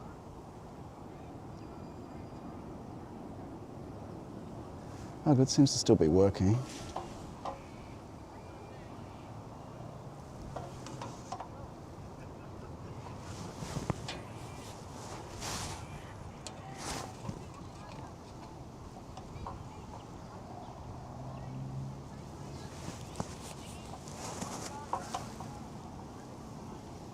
It's going to fall over everything. Or this way. Or this way. Bang.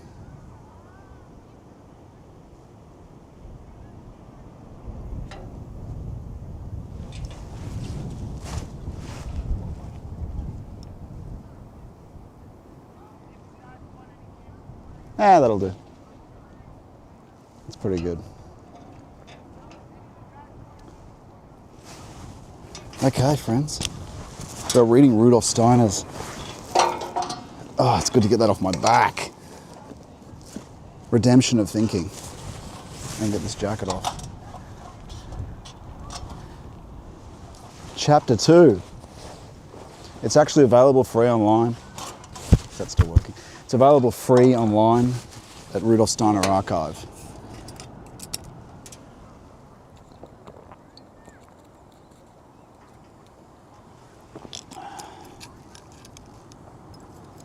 The first 2 lectures have been on exploring, and I try to just give a basic summary to what it's talked about. It's expressing the thought that pre-existed Aquinas and influenced him. Dionysius the Areopagite and his 2 worlds of negative theology and positive theology, of this idea that you have to dissolve, that no concept is adequate to, that you can't fundamentally know God. And you really do actually need to be in that mode of thinking also. But at the same time, that by analogy, we can know him in the world. And really, those 2 paths speak to the day path of, wow, St. Bonaventura, and the night path of St. John of the Cross. Beautiful bird. You might just see it, a little bit of it there. Do you see that? A bit more action. Beach there.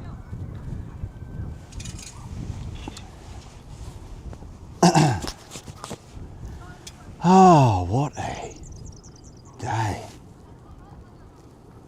Also, Plotinus and Manichaeism and their influence on Augustine, who was also an influence on Aquinas, but showing fundamentally how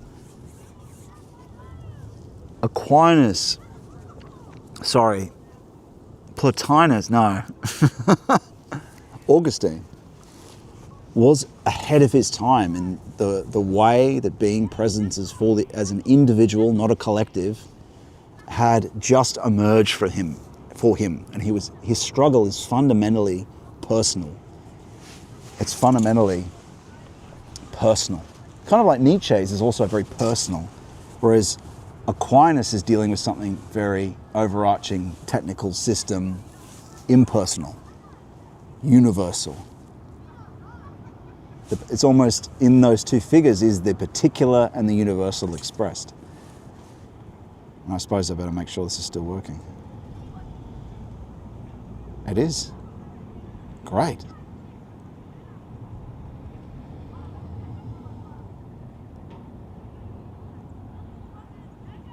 Titanium heart. I thought we got kicked out of there already.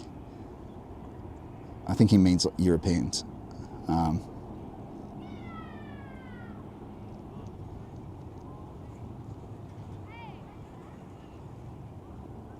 Aurora Storm says only adders are poisonous here. My friend emigrated from Australia. She was a arachnophobe, so she came back to Britain. Yeah, unsurprising. You never see them, honestly. It's fine.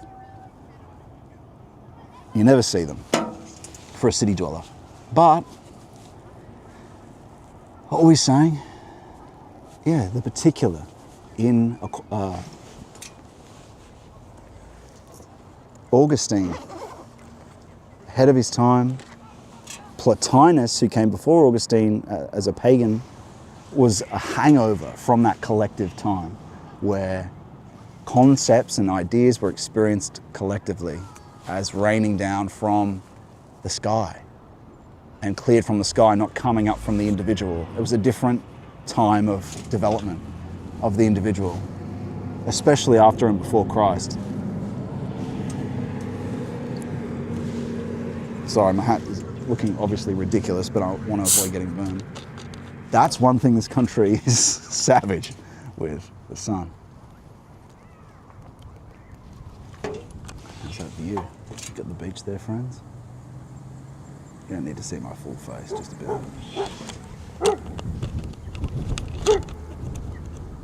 I think when you see stuff like this, you know what people that come here want, that what attracts them to want to live here permanently.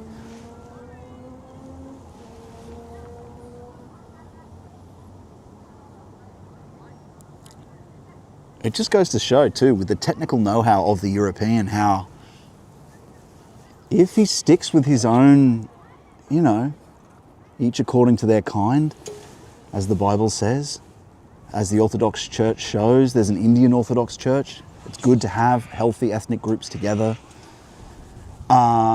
If he doesn't, create an ethnic conflict, which is coming for all these countries in the future, not to go into this subject, that it's good for that to be the case.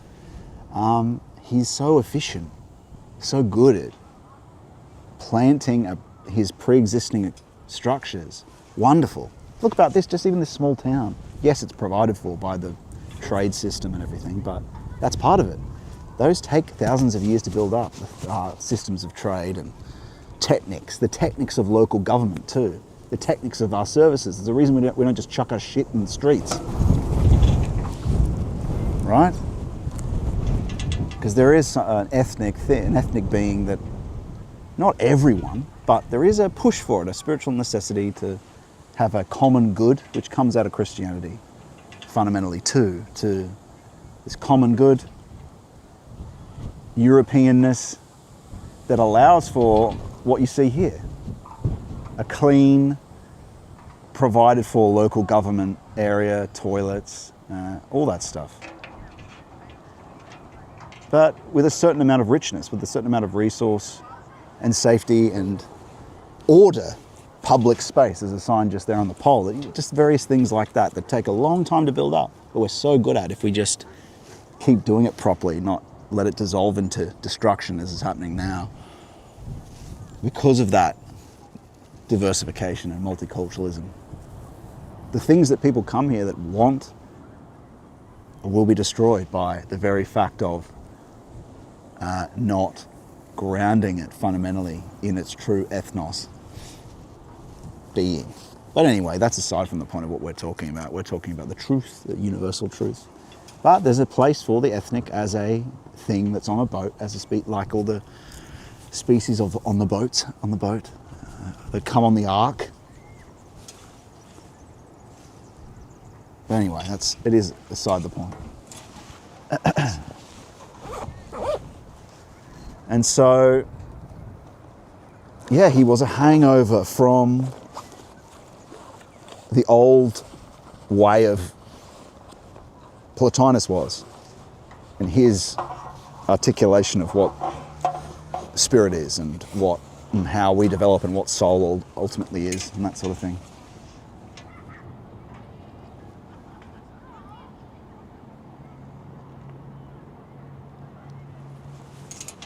See me there?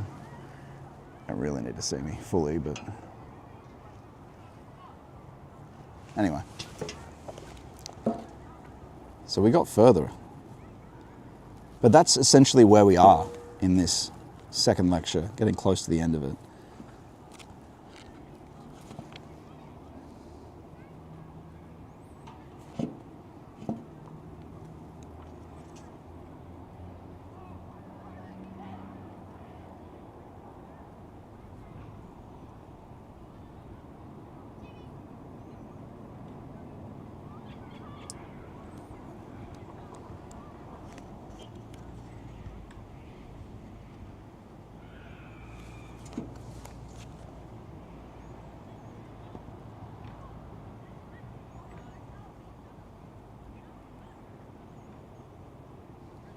So I'm just checking where we were because I didn't use the book last time.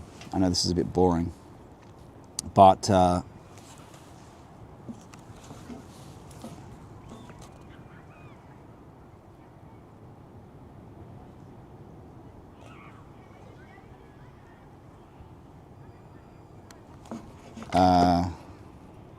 sorry. I don't want to miss the good stuff here because there is some good stuff that we might overlook.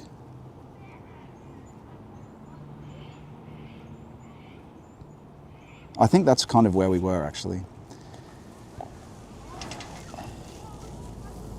And so, you know, Aquinas, I'm just paraphrasing the previous readings we've done of this lecture 2 that we're on. He is looking to prove God through thinking. He's dealing with something very universal. He's dealing with, whereas, like I said, Augustine was dealing with something very personal, as ahead of his time. You could say that Aquinas is kind of in the middle.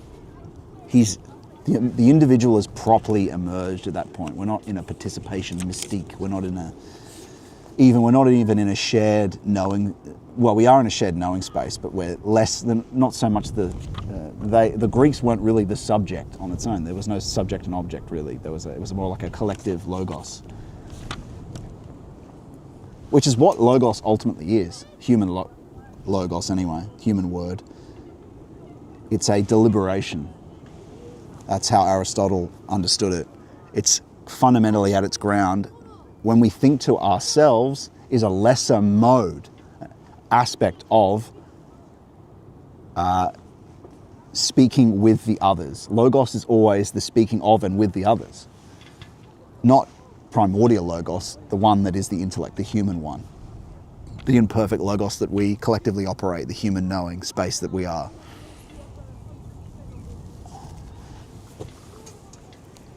And so for that human knowing space that Aquinas is dealing with, he's trying to prove with logic, using fundamental rules of Aristotle really, to prove the existence of God and various other things. But I think we can go on from there with that sort of summarize where we are. Steiner has placed who his influences are, the thought that influenced it, the pagan thought that was also involved, and how he's sort of Christianizing and baptizing that pagan thought. And so we're going to pick up here.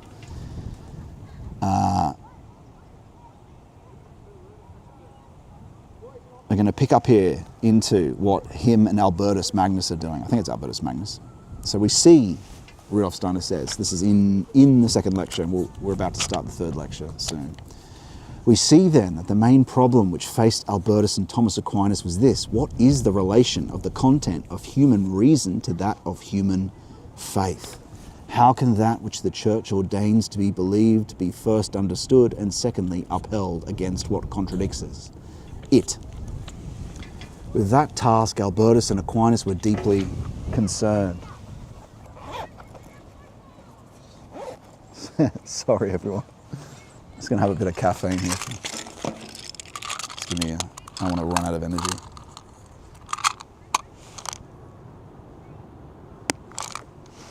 Do that.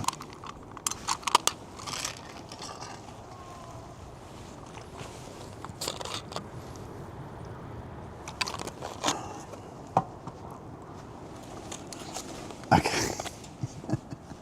We're back.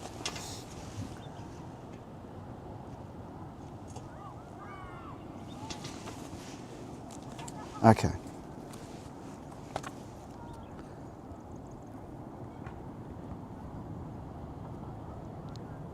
What contradicts it? With this task, Albertus and Aquinas were deeply concerned, for the philosophic theory of the double truth, which I have described, was not the only one in Europe with which they had to contend. Something still remained of that philosophy, which I described in the first lecture as Manichaeism. Manichaeism tries to unite Buddhism and Zoroastrianism, I think. And so I think it believes there's two principles operating ultimately at the ground of the earth. Ultimately, we know that's not true. We know it's love fundamentally, and a legitimate twofoldness of love, but one ultimate essence that is love. But it is true of temporality. I'm just paraphrasing here, I'm just speaking, because I just had a comment on one of the lectures thinking that I was talking about that being actually ultimately true. No, I'm saying that's the mutated parasite of the serpent on virginal nature. That's the false presentation of how things are. But that's how things are here, though, in the world. It's the other principle that is operating here. It's not ultimately true, though. Anyway, that's Manichaeism, that there is an evil principle and a good principle ultimately.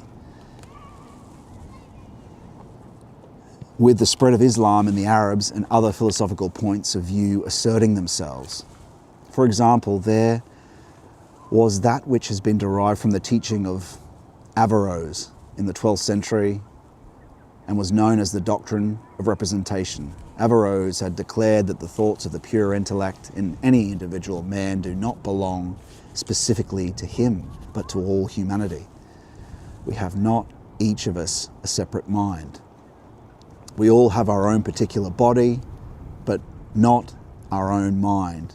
A has his own body, but his mind is identical with that which is B and C, that which B and C possess, which is kind of connected to how Plotinus experienced and thought things. So thus Averroes sees all mankind as with a single intellect. And that's kind of how the Greeks experienced the nous to a degree. The mind is something in which all individuals are immersed. They live it with their head, as it were. When they die, the physical body is withdrawn from the universal mind. There is no immortality in the sense of individual survival after death, which was actually true in Greek times.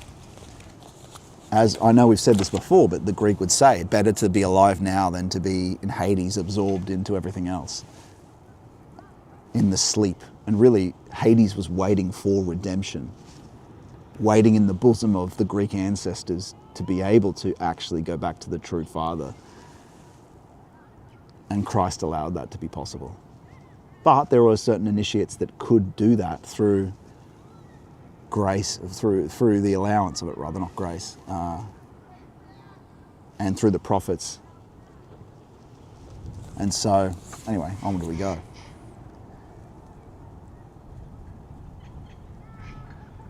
So what survives is only the universal mind, only that part of us which is common to all men. In answer to this philosophy, Thomas Aquinas took up the position that While he admitted to the universality of mind, there was also to be taken into account the fact that the universal mind does not merely attach itself to the individual memory in each man, but also during his lifetime to the active forces of his bodily organism, forming them into a unity. Everything that works in man, the formative vegetable forces of growth, the animal forces and the force of memory, are all, during life, drawn together, as it were, into a unity by the universal mind and individual intellect.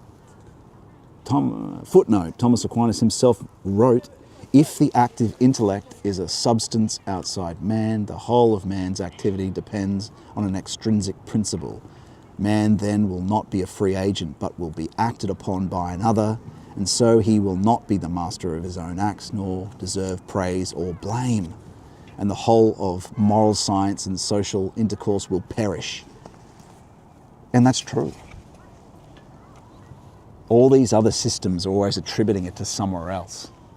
It really ends up becoming, in the way of the East, yeah, there's a spirit, but we're not responsible for anything in what we do. It just doesn't make sense, ultimately.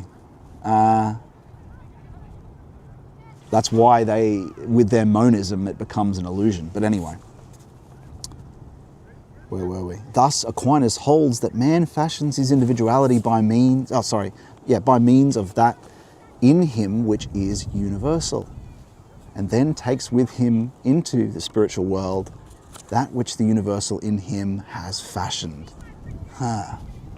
It is plain that on the theory there can be, for Albertus and Thomas Aquinas, no pre-existence, but there is certainly an after-existence. Well, that's another thing. Is there a pre-existence? Yes. That was exactly the point of view of Aristotle, and in this respect, these two thinkers carried on Aristotelianism. And Aristotle does describe that when talking about the spirit. Thus, the great logical question of the universals is bound up with the question which concerns the ultimate destiny of the individual. Now, if I were to take you through the cosmology of Thomas Aquinas and the natural history of Albertus, which are extraordinarily extensive, covering almost every subject and filling countless volumes, you would find expressed everywhere, all through them, what I would call the universal logical principle of Albertinism and Thomism. It was this: with our reason or intellect, as it was called then, we cannot attain all heights. Up to a certain level, we can reach everything by accurate logic and dialectic, but at that point, we have to enter the region of faith. In this way, reason and faith stand face to face without contradicting one another. What we understand with our reason and what is revealed to us through faith can exist side by side. How did this principle actually work out? We can approach this question from many different sides. Let us consider how it worked out in what we have before us. Historically, as the essence of Albertinism and Thomism, namely the justification of religious belief, it is an important and illuminating fact that after exercising his reason to the utmost to prove the existence of God, Aquinas has to admit that he arrives in the end at the same picture of God as the orthodox picture given in the Old Testament as Jehovah. That is to say that when Aquinas starts from the paths of reason open to any individual, he arrives at the same monotheistic picture of the deity which is presented in the Old Testament as the Jehovah God. To arrive at the Christ, however, he holds that one must pass over to the sphere of faith. In other words, in the view of Thomism, man cannot reach the Christ by the inherent power of his own intellect. Yeah, that's true. In the sense of, like we always talk about, it's all preparation, it's effort and grace, but it has to become practical, and it has to be a grace given and helped by Christ, so he discloses himself to you as a fact of experience. And even Steiner falls into, to a degree, because of his age, he does sort of escape it, but he does technicalize still. It's only Tomberg that fixes a lot of those issues that he failed with. Because the way he speaks, even though he does tend to realize this, especially later, the way he speaks is as if you can bring it about just by your own will, rather than, he doesn't often talk of prayer, though he did create certain prayer and did do lectures on the Lord's Prayer. He doesn't often talk about prayer as a practice, only concentration. But anyway, now if we look again at the theory of the double truth, which the spirit of the age compelled scholasticism to oppose, we shall find it in something lying deeper than the mere definition that a thing could be at the same time theologically true and philosophically incredible. And this double truth theory is to do with, there can be a philosophical truth and a theological truth. I think the Arabs came up with it. It was something which could not be perceived in an age in which mankind was wholly given to the pursuit of reason and logic. It was this: those who originated the theory of the double truth did not believe that what is revealed to theology and what is to be reached by reason are ultimately two opposed truths, but are so only for the time being, and that man has arrived at this double truth because even in this innermost part of his soul he has shared in the fall of man.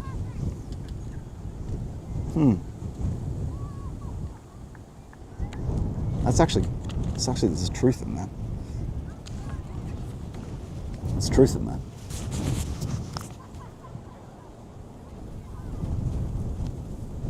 It's Christ that ultimately aligns these things, though, that fixes phenomenal truth, aligns with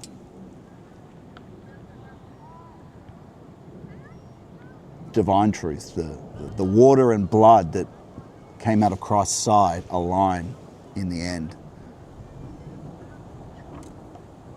It's only because it's straight. But anyway, that's another story. Let's keep reading. And so right up to the time of Albertus and Aquinas, questions like the following still glimmered in the background of the human soul. Have we not brought original sin into our thinking, into what we see as reason in ourselves? Is it not just because our reason has fallen from its spiritual estate that it presents us with a counterfeit of truth instead of the real truth? If we receive Christ into our reason, then we shall receive into it something which can transform it and develop it further. Then only will it be brought into the harmony with that truth, which is the content of faith. There's some truth in that too. As we've been talking about, it's not true concepts, it's not true thought without the feeling and the will returned to it, of true feeling and will, as connected to the way and the life. Anyway, it was against the background of man's sin-corrupted reason that scholastic thinkers before the time of Albertus and Aquinas spoke of the double truth. In considering this problem, they wished to take seriously both the doctrine of original sin and the doctrine of redemption through Christ. The question they asked themselves was this: how does Christian or Christ redeem us in the truth of our reason when it contradicts the spiritual truth of revelation? How do we become Christian to the innermost depth of our being? Our reason has already been corrupted by the entry into original sin. And it is because of this that it contradicts the pure truth of faith. But in spite of their deep earnestness, the early scholastics had neither the thinking power nor the logic to arrive at the answer to their question. Then Albertus and Aquinas came on the scene, and it appeared to them from the first to be a wrong belief that if with pure thought we steep ourselves in the universalia in rebus, in memory, I think that is, if we grasp for ourselves the essential reality that is present in objects, we should be spreading sinfulness over the world. It appeared to them impossible that man's normal reason should be tainted by sin. It is clear that the whole problem of Christology is fundamentally involved in the problem of scholasticism. And the question which the scholastics were not able to answer was this: how does Christ enter into human thinking? How does human thought become permeated with Christ?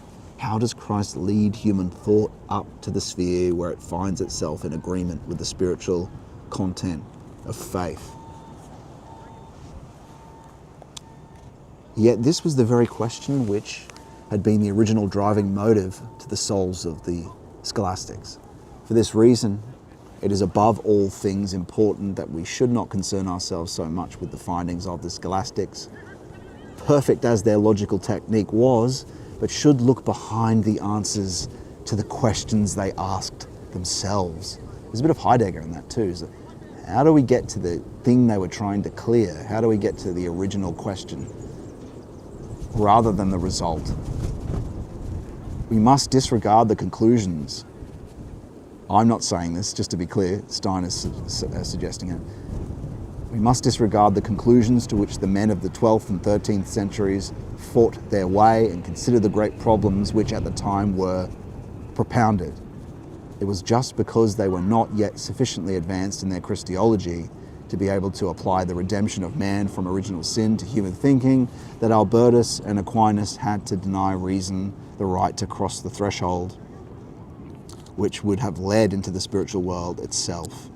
I mean, in a sense, I suppose he's talking about initiation there, in that you are reason, you are, your knowing space can cross through Christ to experience the Spirit.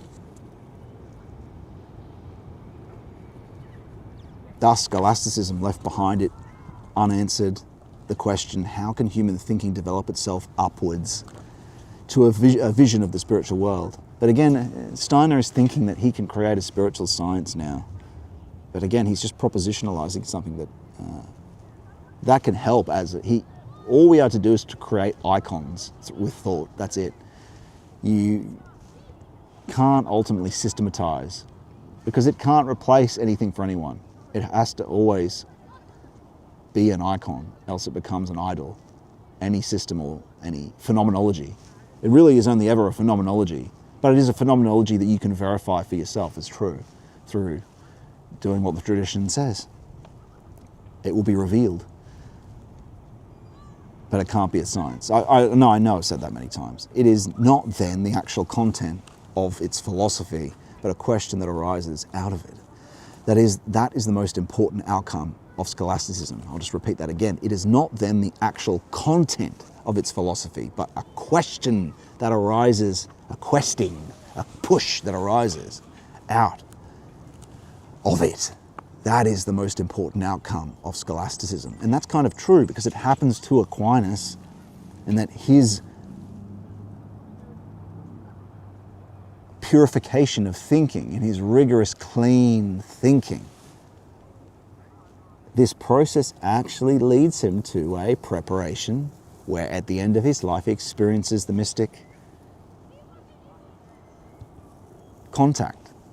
That thinking leads him out, but it's at the end of his life, as we've talked about before. And so,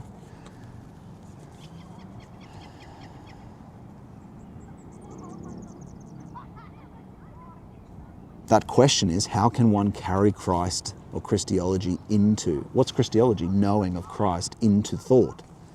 How can thought be Christ-like? What does that mean? It means mystic experience carried into knowing, that's it. Basically, how can we carry over into our thinking the rich way in life with the thought? So it's not dead thought on its own. We have to be enlivened beings with Christ. And this is actually what occurs, and even was occurring for certain Christians of the time. or mystics or later mystics anyway. John of the Cross, his phenomenology and what he's talking about is enlivened. He discusses his own poetry and as it expresses the approach of Christ in the dark night of the soul. These are enlivened being. It has to be, our speaking and wording has to be ennobled with the Spirit, because we are at the same time priests, poets, and workers at the depths of our being, and that's everyone. What is the poet? It's simply a noble. A noble isn't a priest. A priest is someone who worships. We're worshippers, we're workers and actors and acting in the economy, labourers, but we're also half blood and half spirit, acting with the Spirit. And so the ennoblement, the life and beauty, we're not Puritans. Puritans is to remove that, to remove Mary from the equation,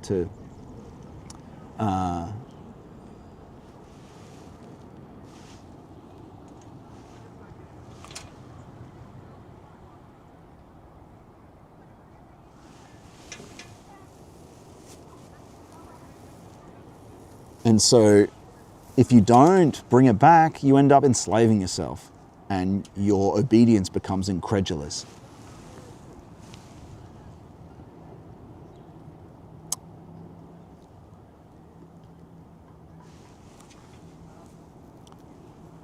Christ brings life. I came to give you life abundantly. And so our thinking also and our phenomenology, if we describe the experience we go through, should also have the poetic quality to it. But the problem is, all our thinkers now, they think if they're a bit poetic in their talking and speaking, oh, it's not true then, it's not clear. No, it's enlivened and completely clear. It's both at the same time. In fact, if you remove it, you're removing the truth from the equation, because it's not the true truth without the way in life with it. Without the life, it's not ultimate truth. So, how can thought be made Christ-like? That's how. Being simultaneously priest or worshipper, worker, and poet, and ennobled. That's what a noble is. It's to have inspirited, a mixing of divine blood and human blood through inspiration, a collaborative. And what's that? The Bible is full of that. These are alive inspiration and revelation.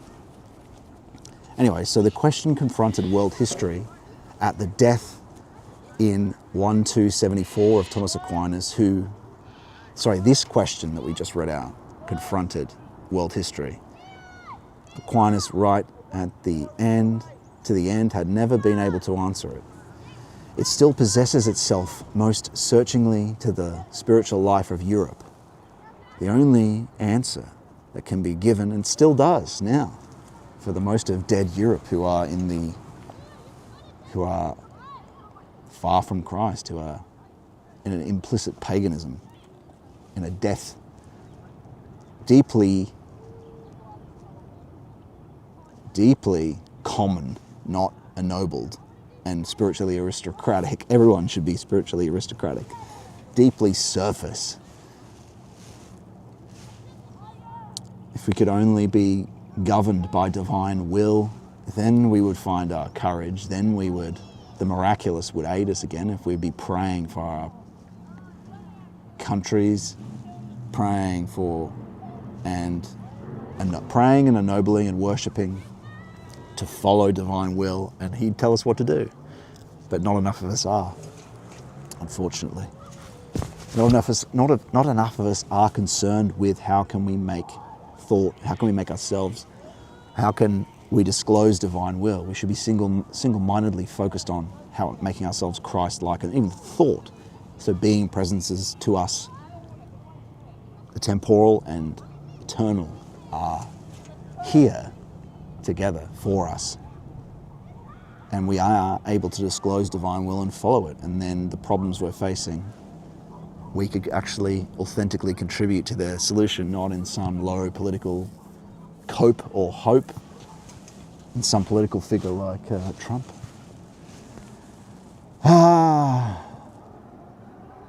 who will ultimately fail you because they're low, hungry, glory-hungry people. Anyway.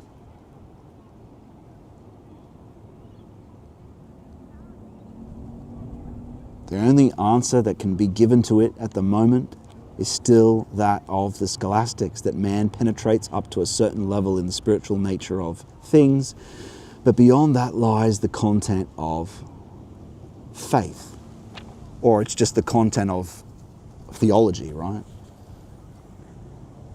A propositional system that's just held to be true, rather than something interacted with. But that world is there for you to be interacted with, us to be interacted with. Anyway, there are thus two complementary questions. What is the relation of the human reason to Christology, which it cannot logically comprehend? Two, what is the relation of Christology to the human reason, which cannot comprehend it? To the first question, Thomism gave an answer. To the second, Thomism never really visualized and so left unanswered. What is the relation of Christology to the human reason which cannot comprehend it?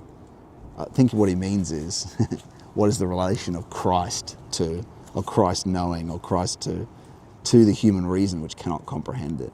Meaning, really what's in that? What's the relation? Well, he's the ground of the subject and object, but what really that's about how grace works and what he does and what's required to have him dissolve the valuation of how we see the world so we can have the spiritual faculties open to us.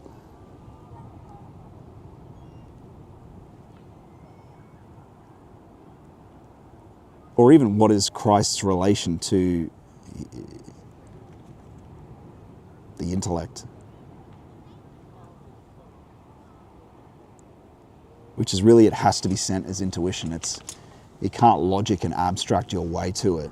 It has to be disclosed mystically and then gnostically.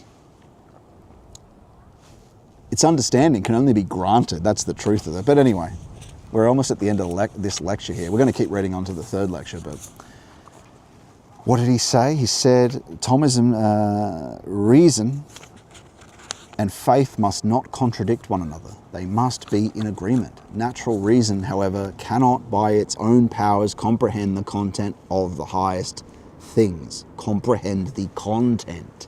Comprehend the actual experience of the higher things and the illuminative substance or sending or uncreated energy of the higher things, such as the Trinity or the incarnation of the Christ in perfect human Jesus.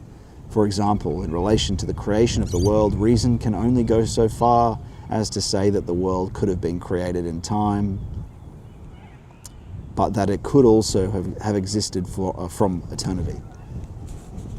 Revelation, however, says that it was created in time, and if you ask reason once again, you find grounds for thinking that creation in time is a reasonable and wiser answer.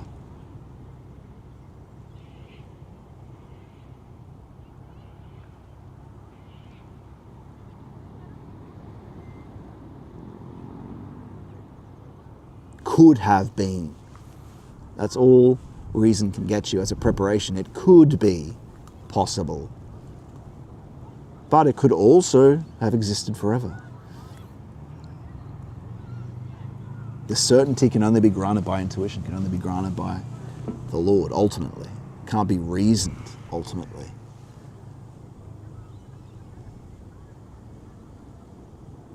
I smell wood fires. God, it's not cold enough for that, is it? Thus, the scholastic still keeps his place in history. The heritage of scholasticism still survives today, but in science and in general life of mankind, to a greater extent that is generally supposed, although of course it survives in a particular form. Exactly how far scholasticism is still alive in us and to what attitude the man of today should adopt itself toward it. This we shall speak of in our final lecture, lecture 3, which will start today, my friends, because we haven't been going for that long.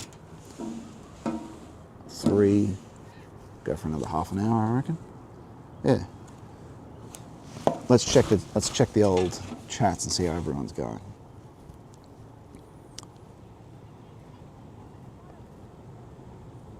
Hopefully this reading has been pretty good. I think that's reasonably understandable there when he was coming to the conclusion.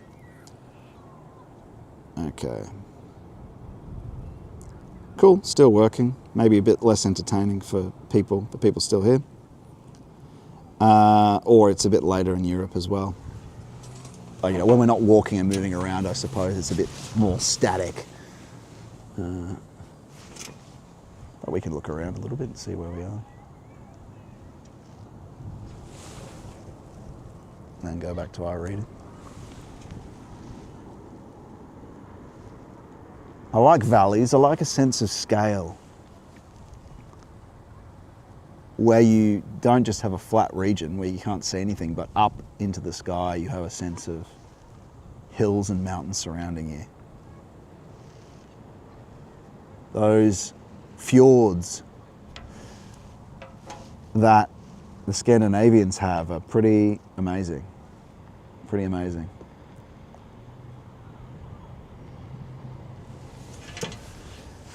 Pretty amazing. So high up above. Vancouver's a city that's sort of pretty incredible as well.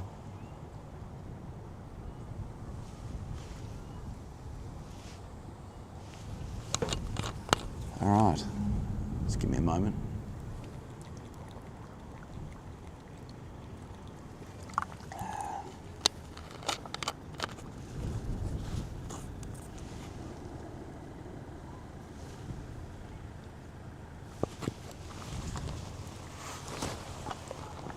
I wonder when the next train is. We have to do that to get to the next stop. Let me just check before we start. Have to get to Ortford.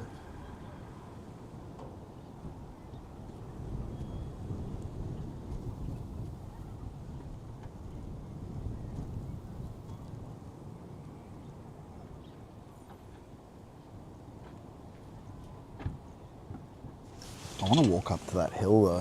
Where is it? Back there. Top of that hill.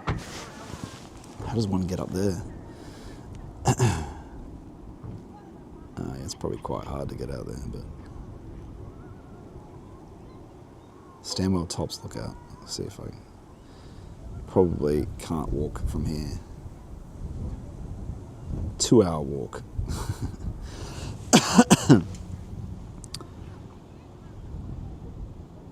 What? 2-hour train?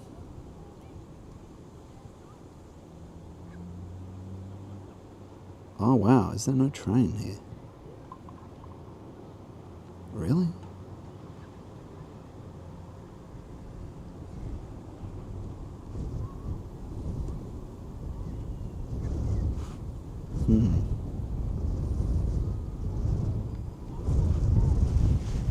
Just trying to figure this out. Give me a moment.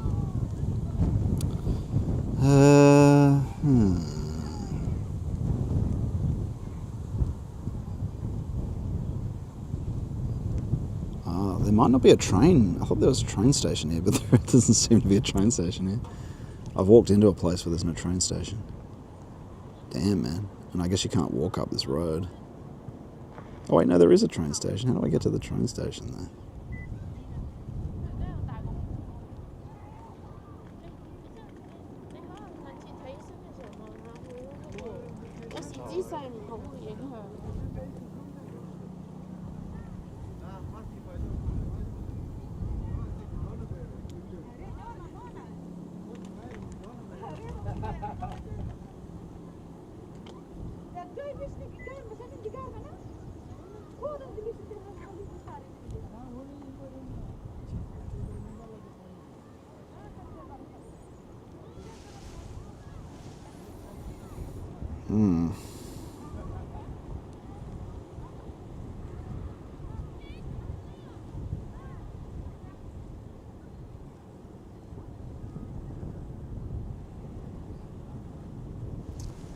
Yeah.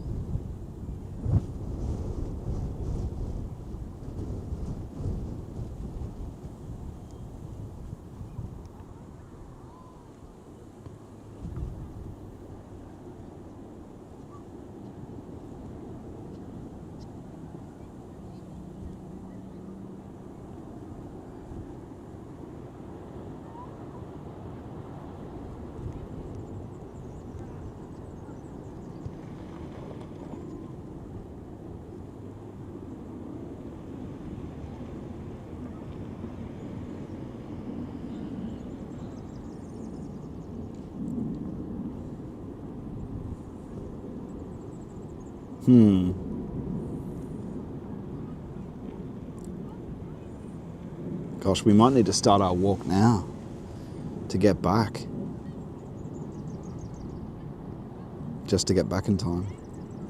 Although we don't have to make it all the way to Ortford. Although, I mean, how long just to get to here? Grand Pacific Drive to the... Wait, no. Sorry, I know this is boring. How long to just walk here?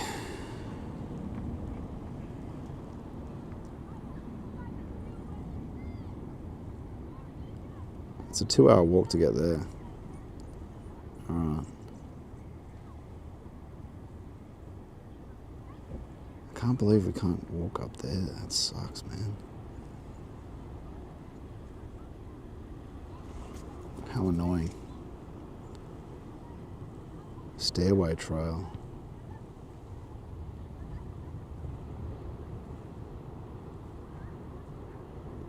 There's got to be some sort of trail up though. Grand Pacific Drive.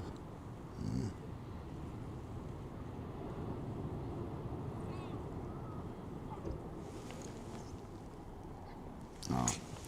I'll read for another 10 minutes, then we'll just start walking. All right, so lecture 3, Thomism in the present day. At the conclusion of my last lecture, I pointed out that the most important factors in the scholastic school of thought were the problems which presented themselves at that time in a very definite way to the human soul, and which resulted in an intense desire to discover how man could attain the knowledge which is essential for human life, and at the same time how that knowledge could be made to fit in with the content of the faith of Western Christian Church, which in those days governed the social relationships of mankind. In contending with these problems, the scholastics had first of all to face the awakening consciousness of human individuality.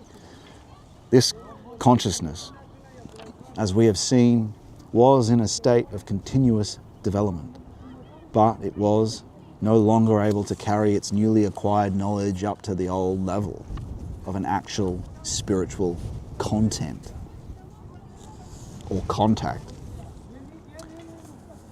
Though gleams of this still appeared even at that time.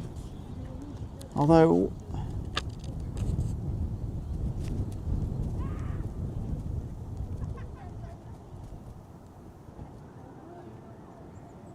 I don't necessarily accept that, just based on people such as Paul, maybe not Thomas himself, but anyway. Through gleams of this still appeared, even at that time, in what survived of Neoplatonism and in the teachings. He's talked about, I suppose you could think about it as thought as a whole, and in the teachings of Dionysius the Areopagite. Because you must always remember with Steiner, because they attacked him so much, maybe not because of, but they did attack him a lot, so he had a combative relationship with the Roman Catholic Church as a whole. Even though not every Roman Catholic did. Anyway, gleams of this still appeared even at the time in what survived of Neoplatonism and in the teachings of Dionysius the Areopagite and Scotus Origina. Okay, so he's admitting there is Christians who are experiencing it, of course. But anyway, I also pointed out that these weighty and profound problems and the form and manner in which they were presented in scholasticism exercised a great influence for a long period of time. In point of fact, and this really is the subject of this final lecture, the greatest problem of them all, namely the relationship of mankind to the sensory and spiritual reality, is still with us today and confronts us to a large extent in the spiritual life of the present time, and still does. That's true. Most of the people don't have the authentic religious relationship. Mankind, however, is almost unconscious of this. For the problem today takes a form very unlike scholasticism, having been radically changed as a result of the approach to it by the leading philosophers in the subsequent course of European history. If we pass from Thomas Aquinas to the Franciscan monk Duns Scotus, who probably originated from Ireland and at the beginning of the 14th century taught in Paris and subsequently in Cologne, we see that he confronted the same question. How does the psychic element in man live in his physical organism? The problem, however, had already become too great, even for that wonderful technique of thought that had been derived from those past masters in the art of thinking, the scholastics. Thomas Aquinas, as we have seen, has already come to the conclusion that the psychic element worked actively upon the whole bodily organism. He held that when a man, through conception and birth, enters upon his physical existence, he is equipped with, or by physical heredity, only with the forces of mineral substance or of organic growth and of sense perception. There then enters into him, but without any idea of pre-existence, the pure intellect or the active intellect, that which Aristotle calls nous poeticus, the creative understanding. Now, as Thomas saw it, the nous poeticus first absorbs into itself all the soul element into the human being, the forces of growth and of sentient life, and that works upon the bodily element so as to transmute the whole into a complete totality within itself. Finally, it passes into an immortal existence, united with that which it has won from the human organism, into which it had itself entered from eternal heights, but without any individual pre-existence. Duns Scotus could not in any way bring himself to believe in such a process of absorption of the whole organic and dynamic system of the human being by the active understanding. He could only believe that the human bodily organism exists as something complete in itself. Throughout the duration of life, the vegetative and animal principles of growth retain a sort of independent existence, but they are discarded at death, and only the pure spiritual principle, the active understanding of Aristotle, passes over into immortality.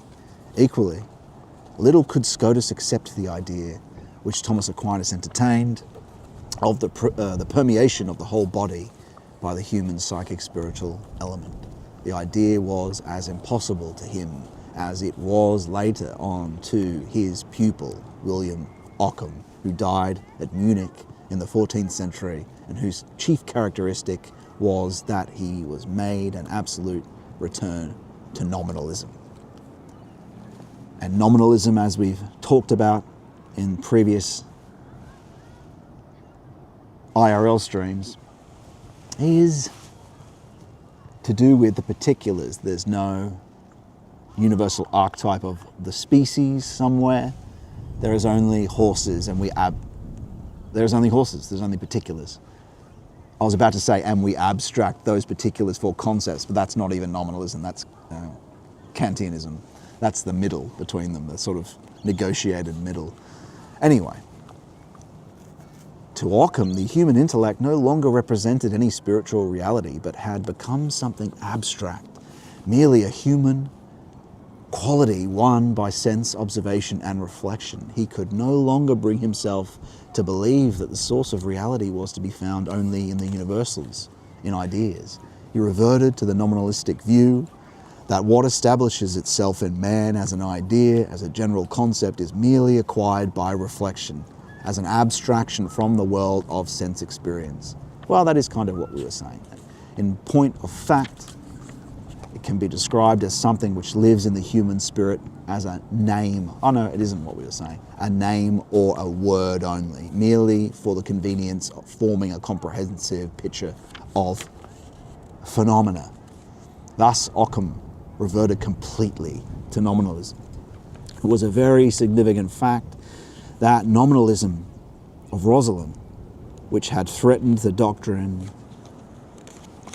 of the Trinity, had been merely interrupted for a while by the intensive thought activity of Albertus Magnus and Thomas Aquinas and others, and that after their day, Europe relapsed into it again. Nominalism is really the incapacity of the human sense of individuality in its continual struggle upward into clear consciousness to grasp as an actual spiritual reality that which is present in the mind only in the form of ideas, the incapacity to grasp it as something which is an actual active spirit entity in man, and also in a sense in things. Stein is saying a lot there. He's saying what it is really, this sense of nominalism.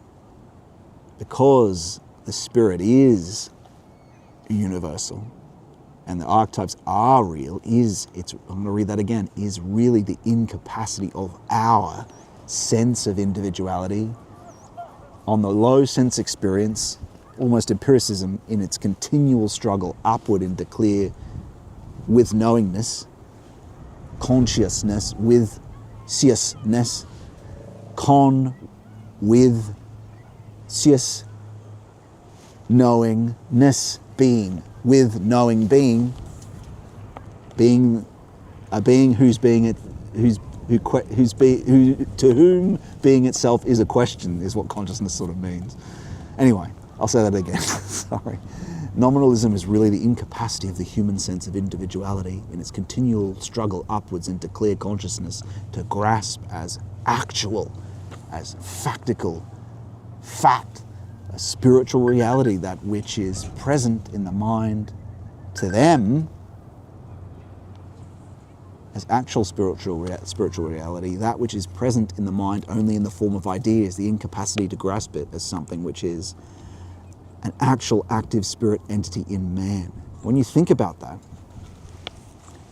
that's what we're talking about when you replace will and feeling to thought. We're the lost wanderer. We're wandering around just in dead thought. I don't mean human, I mean divine thought, feeling and thought with the truth. They unite together to show you the true truth. But thinking and mind, the dead concepts, is a low form of spirit in a way. It's the only thing we actually have access to. It's a reflection only of what is spirit, and a delusional reflection. And we have an incapacity to grasp it, the true spirit, as something which is an active, actual spirit entity in man. And also, in a sense, in things. Because, of course, the Logos, beneath consciousness, behind the subject, at the essence of the psyche, the ground of the psyche, and the ground of the object of the world, you and the world, is the Logos, is divine Logos, is the Lord Jesus. And so we can't grasp that. We only have a touch of spirit in the reflection of ideas, in this reflected intellect that we are. That's the problem. That's where we start. We need icons to get us out. Icons of thought, not idols of thought. And that's what this is. It's an icon. He's trying to make an icon to prepare you to undergo the practice of tradition. Well, his version of it anyway.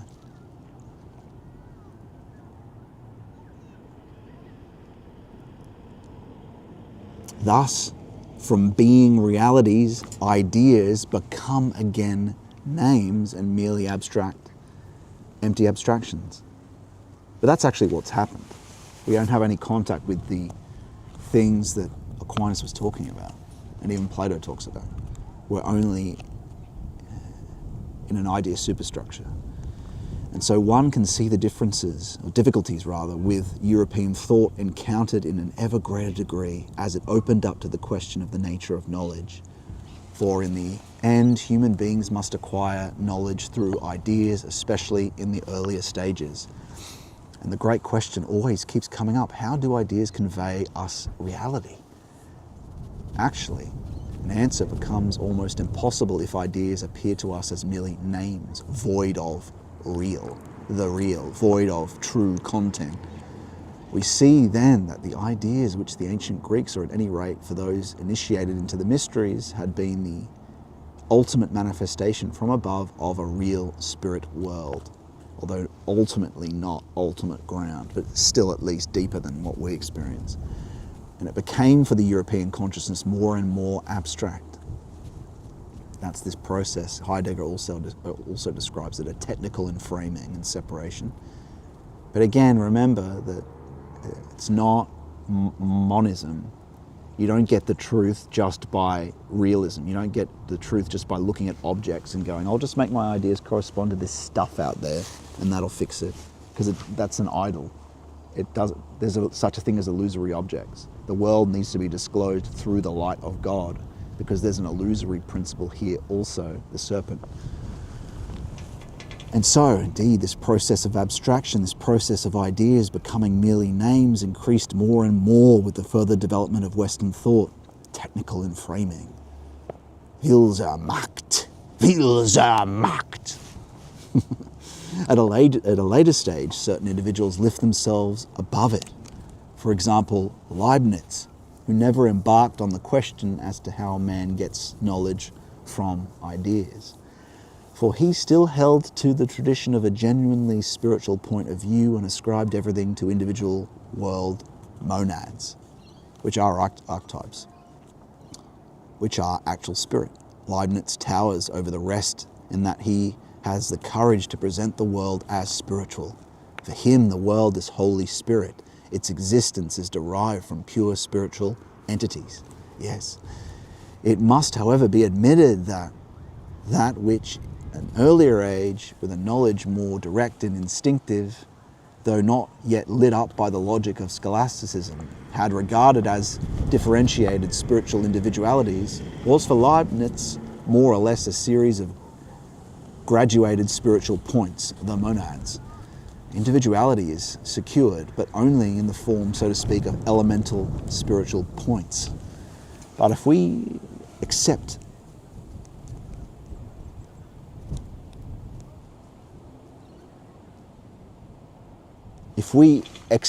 as in if we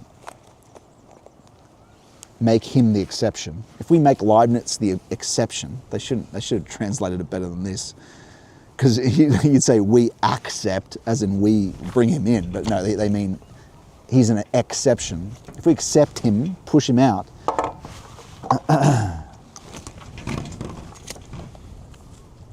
it may be said that the whole Western world, in its intense struggle to arrive at the certainty about the origins of existence, was quite unable to solve this nominalist problem. A marked example of this is found in Descartes, that thinker who lived during the first half of the 17th century and who is rightly placed at the beginning of modern philosophy. Every history of philosophy teaches us to recognize as the basis of the Cartesian philosophy the sentence cogito, ergo sum, I think therefore I am. And Cartesianism is the kind of geometric idea of, or the creation of the subject and the object, the separateness of you from your inner experience from the outer experience. That's where it first emerges, not just the idea of it, the actual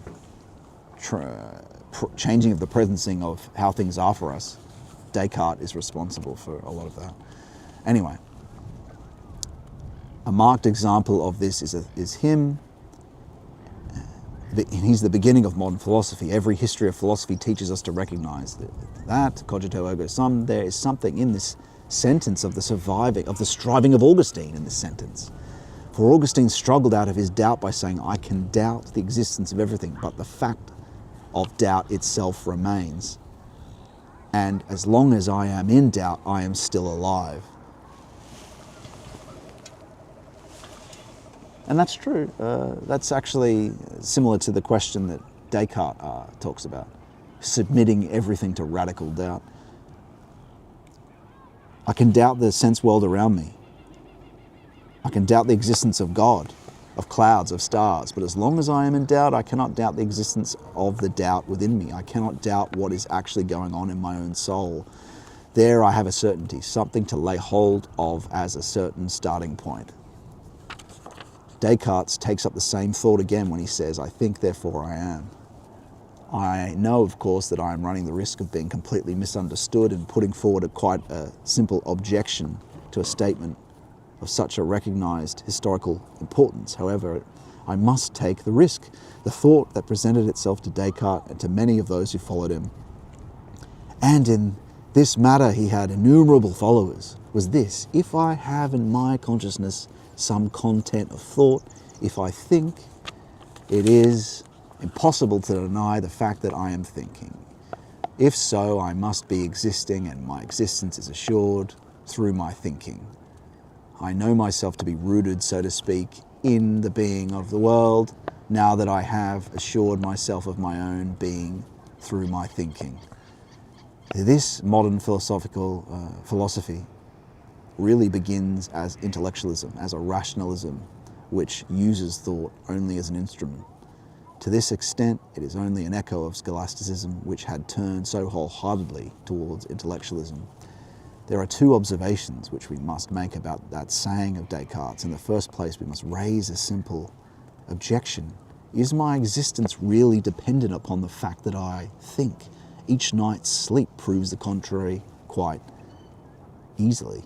For we know every morning when we awake that we must have continued to exist from the previous evening to the morning, but we have not been thinking. This simple fact, which I might call a sort of Columbus egg, must be set against this famous, widely accepted sentence. There is another most important point that I want to make about Descartes. What is the aim of all Descartes' philosophical endeavour? With him, philosophy is no longer directed towards an understanding of life or the discovery of some secret of the universe. For human consciousness, it is turned towards something entirely concerned with the intellect and with thought. It is directed to the question, how can I gain certainty? How can I free myself from doubt?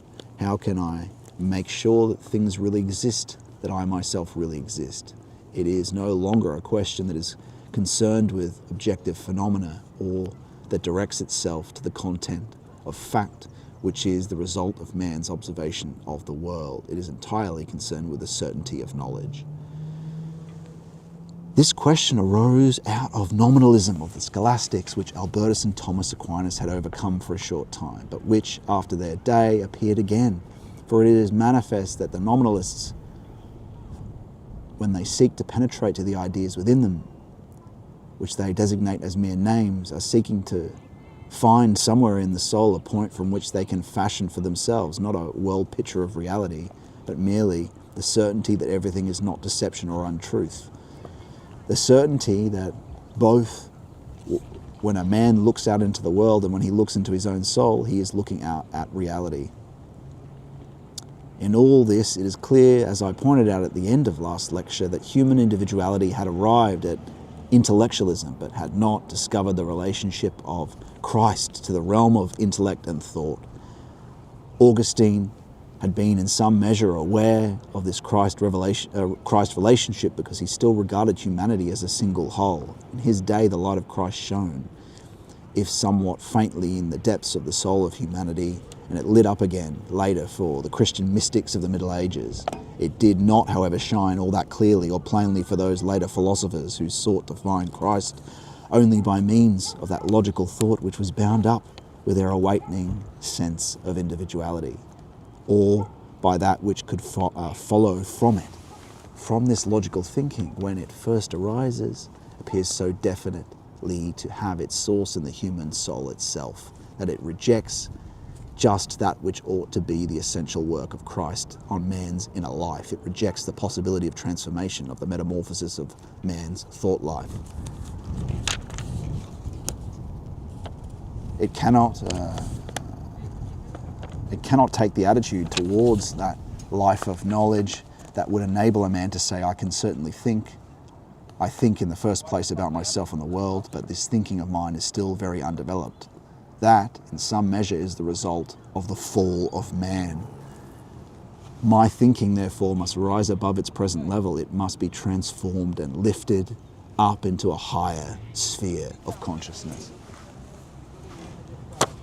And that's where we'll leave it, although I'll dog-ear that so we know where we are next time.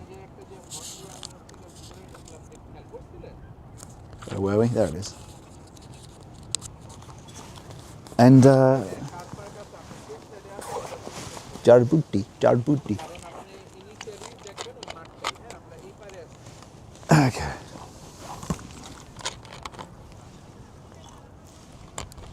And so we're going to continue our walk, friends.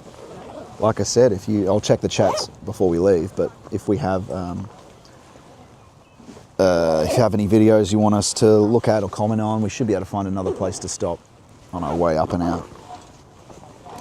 But also I was going to make the comment that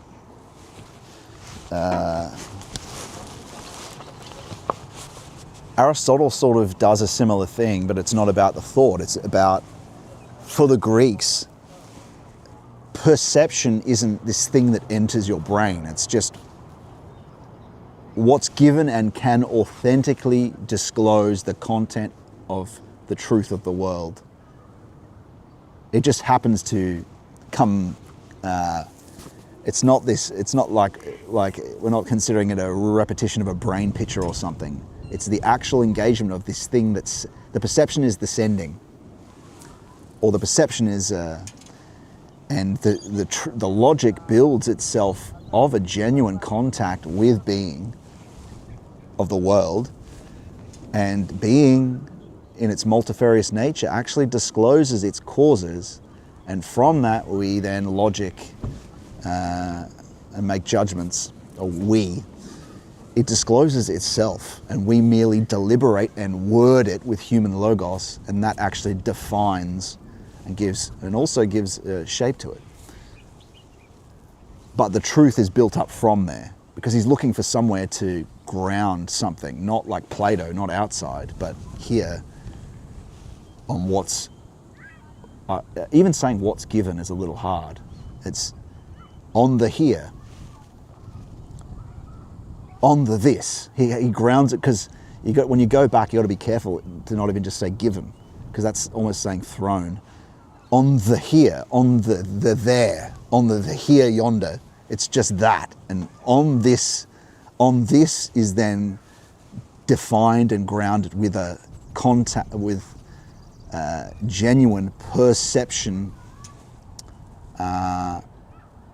Is truth found through definition. That's philosophy for Aristotle, as we've talked about before. But anyway, let's go. Let's go. That was good. I'll check the chats, don't worry.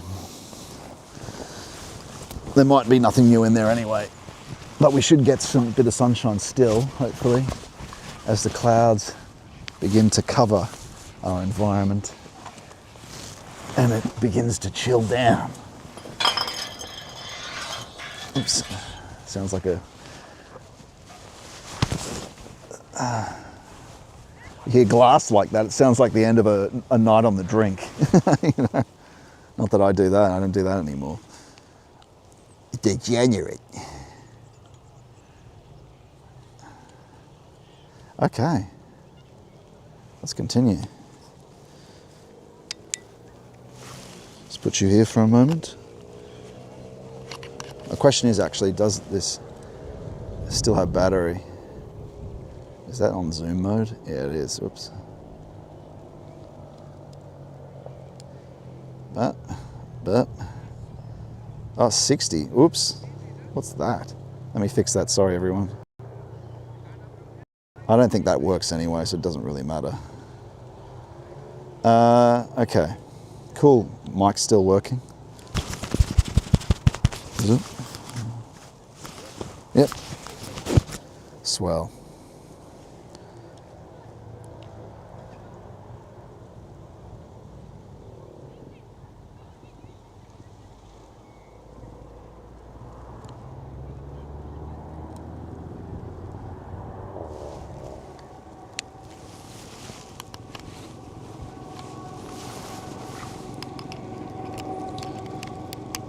I may need to go to the bathroom briefly while we're here.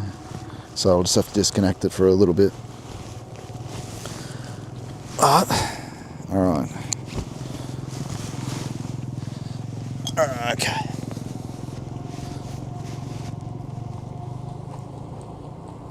Something's going on here.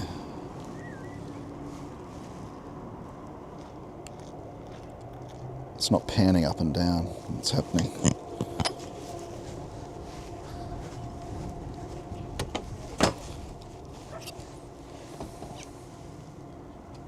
Why is that not? It's on zoom mode, sorry. I have to fix this. There we are. Lovely. Okay.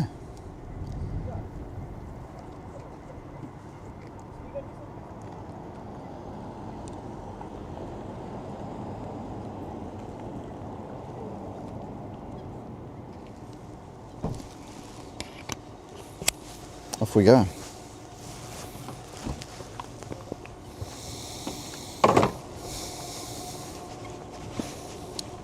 So we get a real sense of the development there in that reading, real good reading. The end of that second lecture and the third lecture, quite powerful, especially what we just finished up there in terms of how scholasticism leaves thinking and the issues that are at work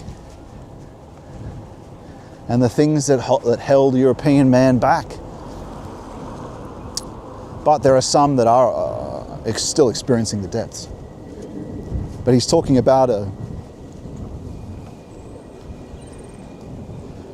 it's a majority view. But at the same time, certain pathways, certain missteps actually are crucial. So, we look at historical thinkers and we look at them in our superiority, thinking that we're self-satisfied once we can review their work in retrospect. But they made great sacrifices too. Nietzsche made an incredible sacrifice so we could see the terrible things that can happen going the wrong way, and identifying with the empirical self and the arbitrary will to power, and how it can invade the intellect. Because it's a region that's protected to begin with, but how that will to Zermacht can invade, and then the author of the work is this electrical, polemical creature, this satanic creature. It's not Zarathustra that writes, "Thus spake Zarathustra," it's Satan, Ahriman, who Nietzsche identifies with that part of himself.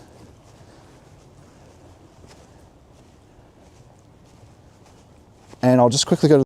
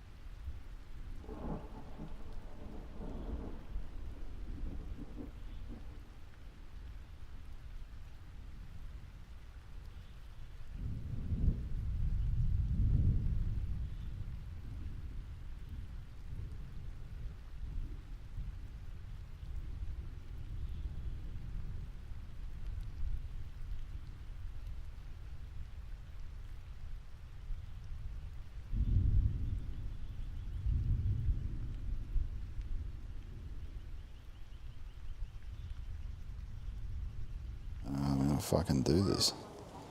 There's no time for it. Should we just walk back to Coal Cliff?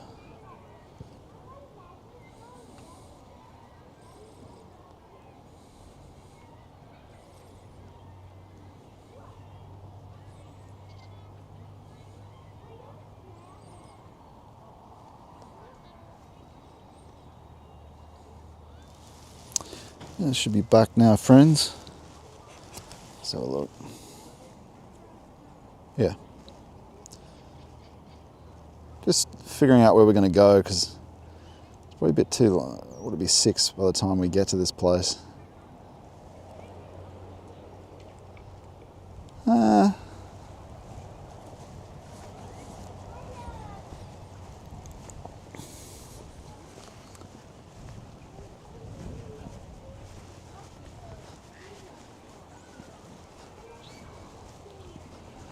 All right, let's make our move.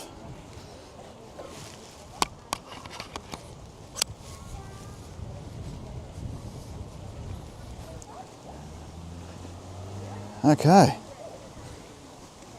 Let's check the old chats. Ah, yes. Yeah, it seems to still be working. Let's get out of here. Okay.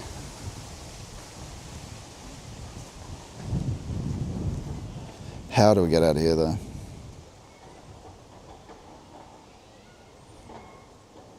Okay. Oh, wait, can we actually walk that way? No, that's by car. Never mind. Oh, that's only going to take an hour. Okay, we'll walk to Coal Cliff and then we'll take the train. Sounds good. An hour. That'll get us there in time. Perfect. All right, friends, we make our way back. Continue our journey.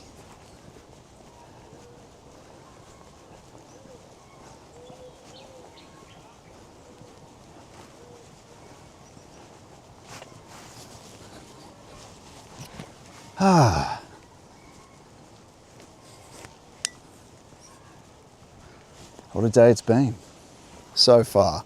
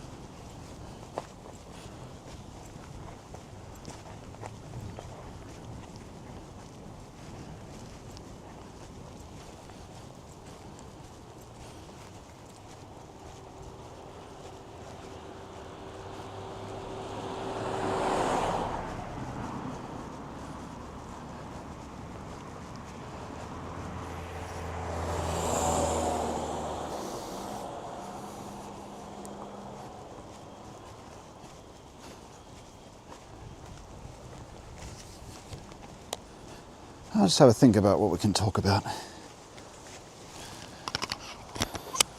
we are.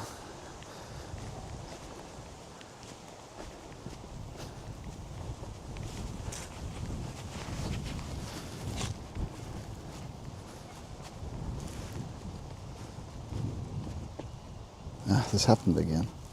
Why does it keep doing that? Damn thing. Fucker.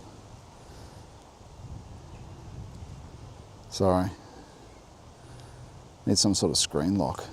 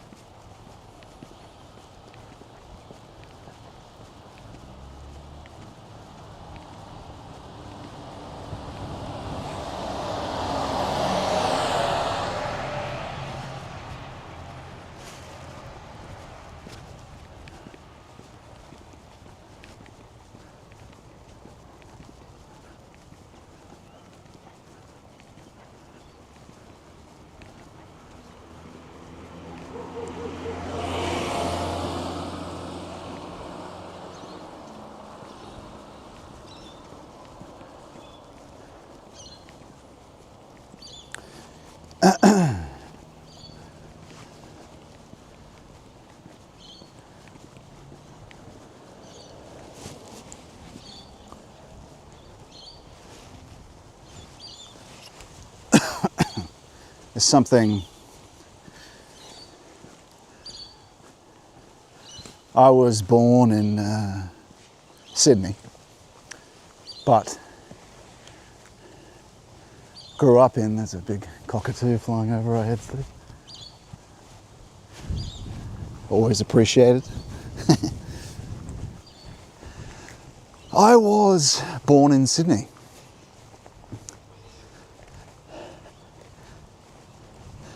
And most of my life in a suburb, quite an old suburb of Sydney. But still, it's just really a suburb. It's not a city, but it was a farming area really early in the colony. And something that's so striking about it, there's an old public school. We say things are just, people might say that, none of these buildings, let's say this one for instance, that's not ever going to be heritage listed. Ever. Ever. There's a reason why things are, because there's something imbued in the making of them. A life of what has been. And something dead in not all modern architecture, but most. Utilitarian. You see a lot of that post-World War. People are merely concerned with the cost of building. But in this one town, maybe I should get a drink while I'm here. Oh, it's probably all closed, who cares? In this town, there was always this old heritage listed public school. And there's all modern structures everywhere else, apart from the churches, and also this public school, the public school building, neo-Gothic design, but incredible. When this thing was made neo-Gothic, that was a direct, top-down decision made, influenced by people right at the top of the British Empire. And it filtered down all the way to this place that I was raised at the far corner of the far side of the world, all that way. And still in this tiny, far region of the British Empire, you saw this small projection of Christ and of European man and his what has been. And so you can go to all manner of places across Australia, dry, hot hellholes, and find these buildings that have the flourishes of neo-Gothic, have the flourishes of, even though it's arguable how successful the state was in trying to imbue the buildings with spirit, buildings that had functions that were utilitarian, I do think they did have. Well, I'm speaking about it now, I still have a certain feeling with it. And that was done by a true king, a true nobility. That's how it should be. We should have a true Christian theocracy, a monarch who can lay down a dictum like that. And it was the influence of the royalty, I think. The project was from someone other than royalty, but again, arguable. You can see a bit of Tennyson. The state used to actually have an authentic attempt at trying to bring this nobility back into an enlivened being with the poets. But now you look at the poet laureate, it's just despicable, disgusting, the type of stuff that they do. It degenerates, and they disconnect it thoroughly from any type of ethnos that it should be connected to. Ultimately, it should be connected to Christ, but Tennyson was someone who at first was expressing this progressive narrative. The wrong kind of progressiveness. A progressiveness that has a hidden Vilsamacht in it. But he was a noble soul. But with an authentic contact with Christ and a true Christian theocracy, you could have what the state should be. Royal, a true, courageous monarch under a priestly class, with poet laureates, funded by the state, reinforcing that authentic contact with meaning and truth from Christ, but also divided down to the people's, just like the Orthodox Church connects authentically with the ethnic group and the ethnic traditions of that ethnic group. That's one thing I don't think Catholicism exactly gets right. It just sort of mixes it all together, where you actually need, yes, one church, universal, but each with its ethnic, where it belongs, expressing it authentically, as Orthodoxy does have. But the point is, in a true Christian theocracy, with a threefold social order properly connected to keeping one thing out, keeping the commerciality out of things, properly governed by the Spirit, which one day will happen, one day it will be possible.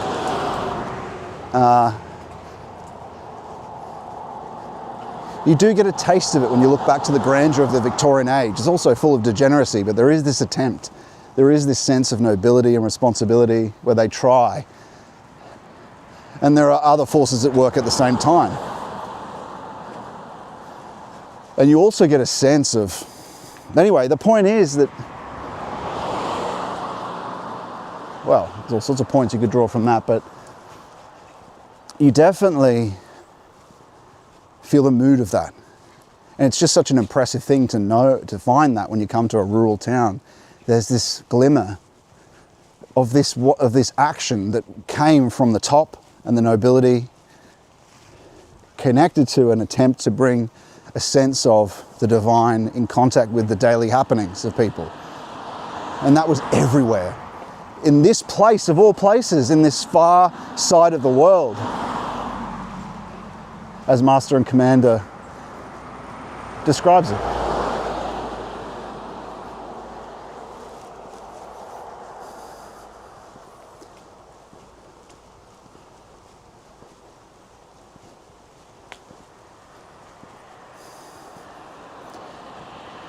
I don't know how it's going to happen. I do think it's going to have to be a miraculous. That's why I knew at a certain degree when all the people on the right wing were involved with Phil Zermatt, will to power,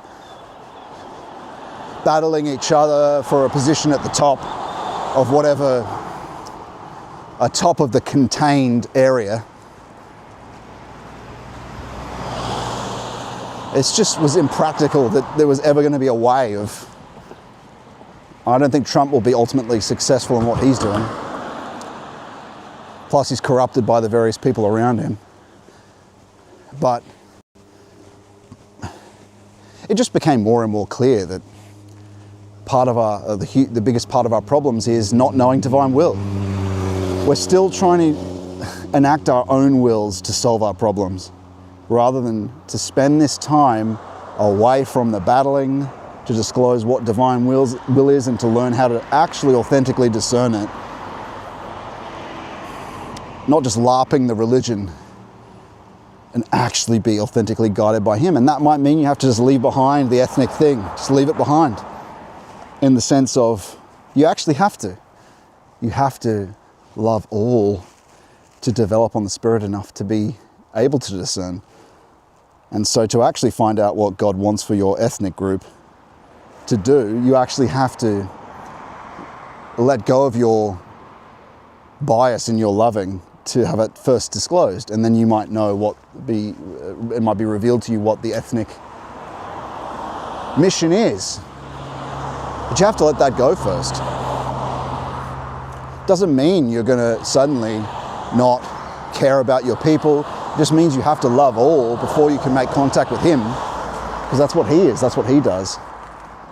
I'm not sure I should walk here. Yeah, I should be alright, I think.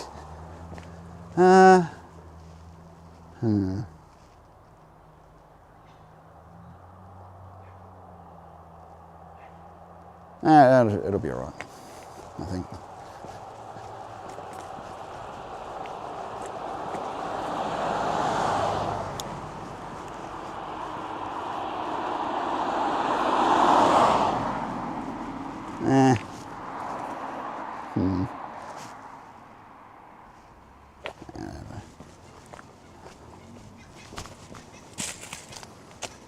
So what were we saying?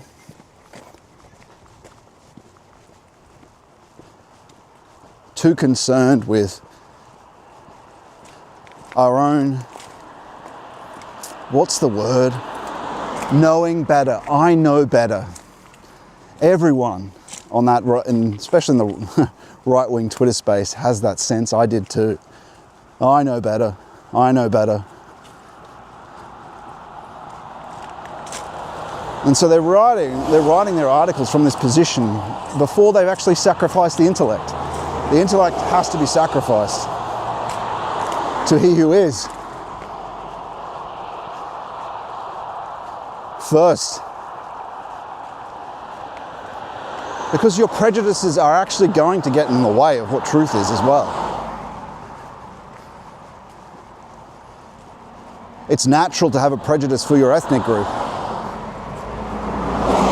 And it's a good thing to, in its place to do, to have that order of loving, but you need to make authentic contact with truth to who loves all, to actually discern what the folk Angeloi, his mission has for that ethnic group. There's no way around it. You have to go through that process first where you let all that go. You let your arbitrarily assigned ethnic mission of what you think you're going to be some hero. I'm going to save the West. You let all that go. Let all that go. There's so much self-grandeur in it. Everyone has this internet. Even people that have a small following. It leads one to believe the world revolves around you. You sacrifice all that self-importance towards him. You don't know how he's going to use what you are, what your capabilities are. As I've talked about many times before, you have to let it all go. And it's a necessity for the disclosure of a folk mission. Now, alongside that folk Angeloi, an archangel. Every group has an archangel assigned to it. Every ethnic group. But at the same time, there's a collective egregore with it. There's a demonic side of it. So there's an authentic, eternal archangeloi. Michael, for instance, although Michael is more wrapped up with this, he's the leader of the celestial army and thoroughly tied up with the whole age of modernity and thought, but other archangeloi. But you know, we know that from the French cock, John Bull of the English. These collective Trumpism, MAGA, all that stuff, that is actually just the egregore. Maybe some contact from the authentic folk being, but people, Oren McIntyre, all these people involve themselves with defining what they think America is. Oh, it's Protestant values, it's this and it's that. People are analysing and rationalising on the surface rather than letting a deeper being tell you what its mission is and what the folk authentically is. And it ends up being this collective egregore, usually a mythologized, and these two beings battle, one for its own mission, aligning with usually with the fallen hierarchies and what they want, and the other with the divine plan. And so if you really want to find what a true folk is, you have to actually let that folk go first, to then ask the folk to disclose conscience, to disclose intuition, then to ask the question directly to that folk angeloi. That's what Steiner did. He has a whole, oh, am I going to get stuck on this walk? I don't know, hope I can get over to the walkway. He has a whole, my God, talking about interaction with the German and all these different folk angeloi. A whole canon of literature examining why can't these traditionalist types, if they are traditionalists, do the same thing. If you really want to get to the ground of what this thing is, well, because they are sort of wrapped up with a Protestantism and they're wrapped up with the spirit of the times, they don't really want to surrender that original interpretation. Because they're not really concerned with the truth of it. Might have to climb. I'll do some climbing here to get onto the walkway. Maybe I can, shit.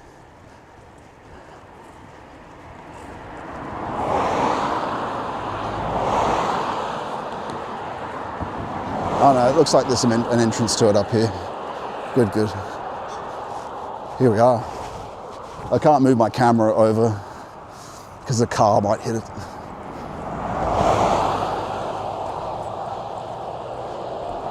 Wow, there's coastal rain there. Anyway, footpath's coming up here. You can see it for a bit here.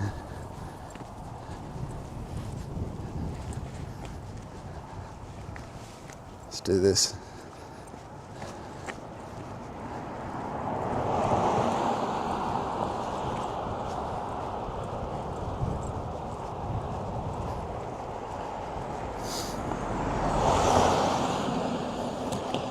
And who's willing to do that work?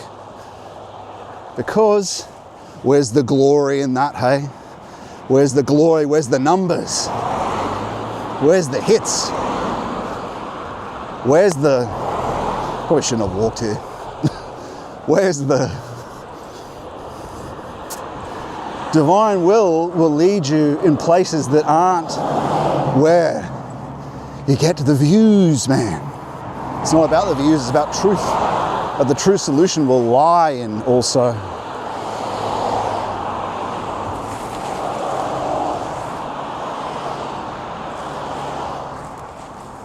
that realm.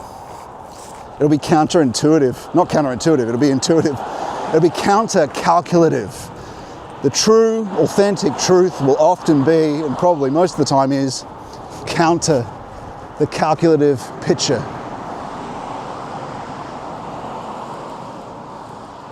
Thought we might walk back here a little bit just to get the last inklings of this view in the pooled light. Might as well, right?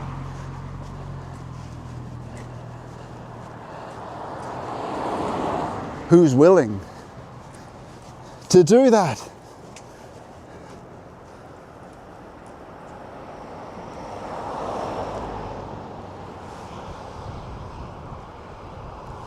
To take that time out.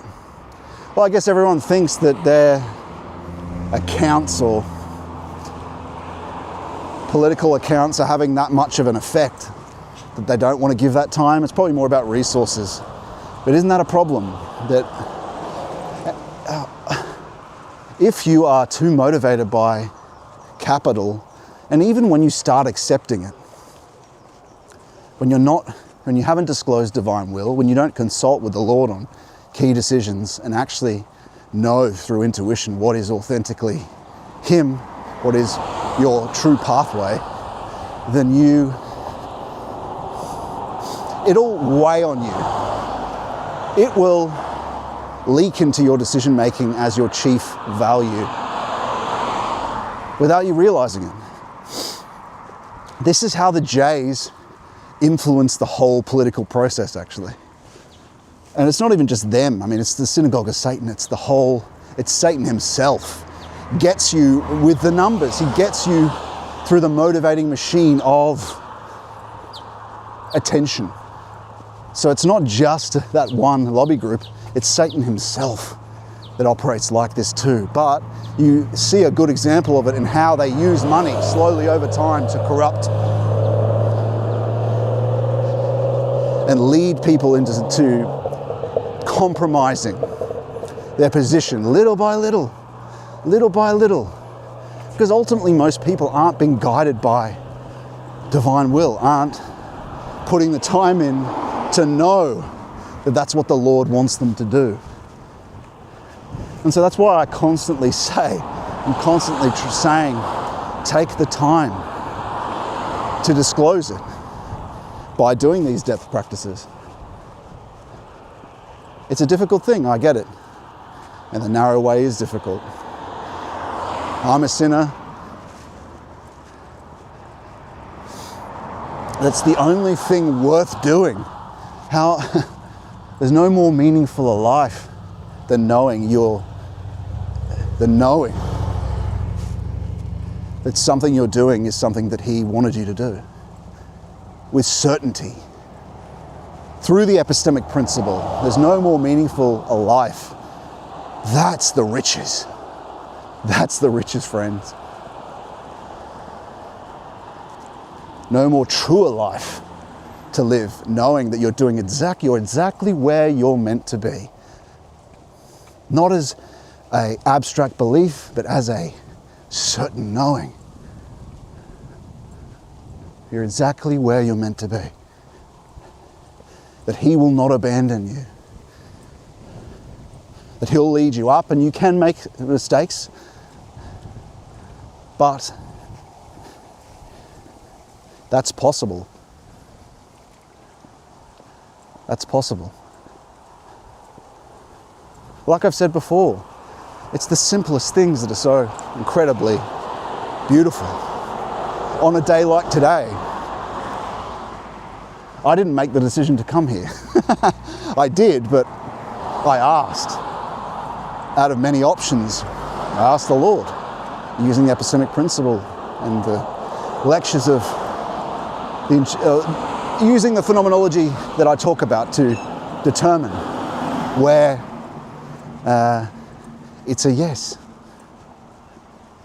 So I'm here, and the stream is here, is guided from Him. It's only after that I realized, of course, that's the perfect place to go. Because I've never been on this road before. It's only after Googling the sights and the beauty of this that of course, and the range of it, that this is the perfect place to go today. What a blessing to discover it after the fact, but following that divine will in advance of knowing, because that's how it works. You don't know often the full reason why. That's what happened to David, the figures of the Bible, led out into the desert without knowing the full extent to what is going to happen. And that's difficult when it's a long-term thing. Even when something providential can be revealed to you, thinking, really? That will happen? You still wonder. Of course. And it's a long process.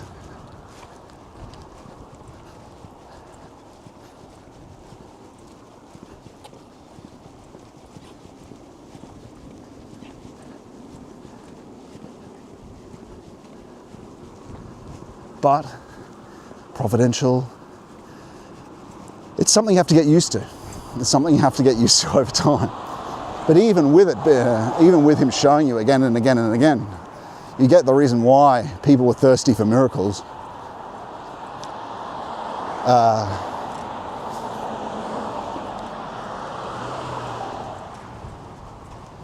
It's a process of becoming. It's a process of a build-up of more and more certainty over time.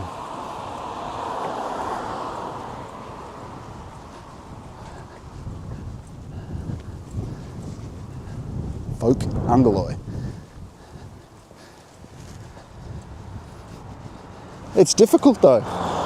People have kids, have jobs. But isn't that a problem? Think about it. We think we have faith that this full-time job will continue to be there tomorrow. We have this ultimate faith that the financial system will be there tomorrow. But we can't summon the faith that he, even though he says it and shows that he will, it's difficult. We've been brought up in the certainty of the things that are easiest to see around us, this rock. But isn't it, think about it, that's a stark way of thinking about it. You got faith in this shitty job is going to provide for you, but you don't that he will. That you don't that he will, even though he said he would. He said, like the birds and the bees, don't worry about it. You still have to act. But if you follow him and find him, you don't have to worry.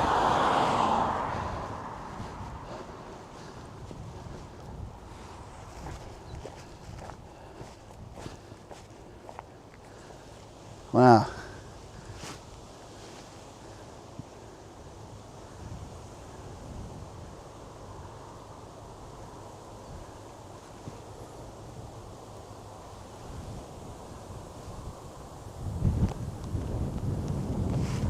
Now, onward.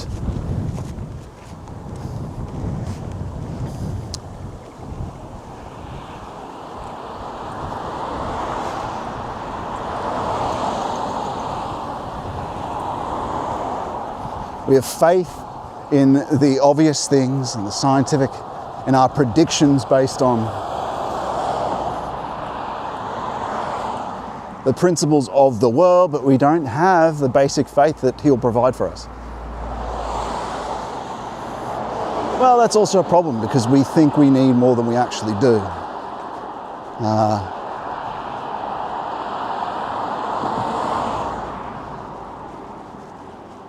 But you take it one step at a time. One step at a time. And he shows you and leads you up little by little. Because it can be intimidating to some, as I've talked about many times before.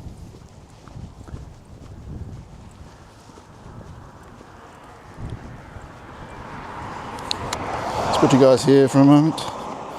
We continue our walk. I think there's a train station just here.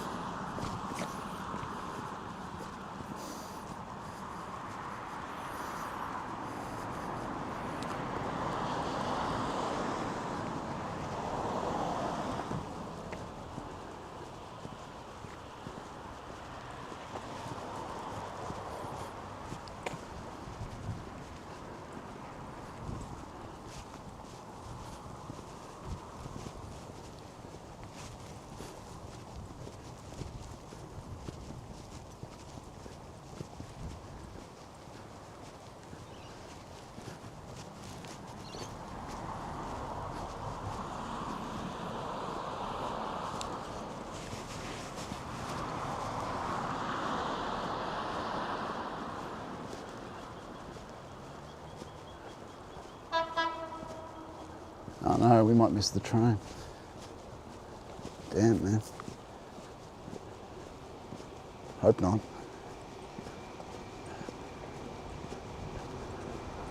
Hopefully it's just a cargo thing.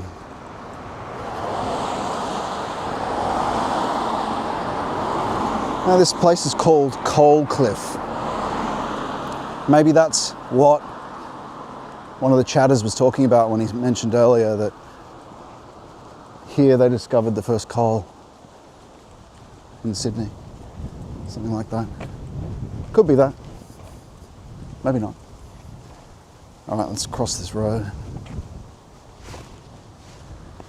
Oh,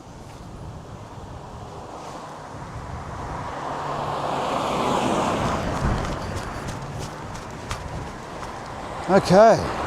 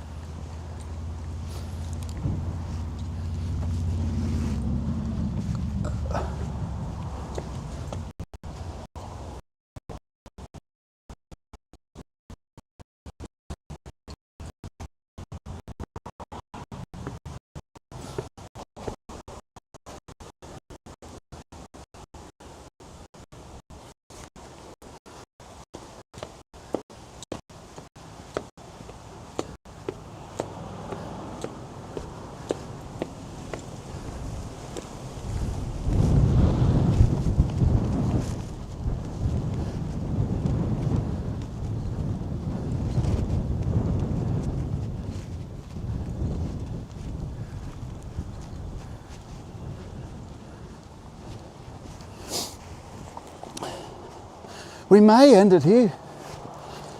We may end it here. This train goes to Sydney, so I'm not sure I can get it off.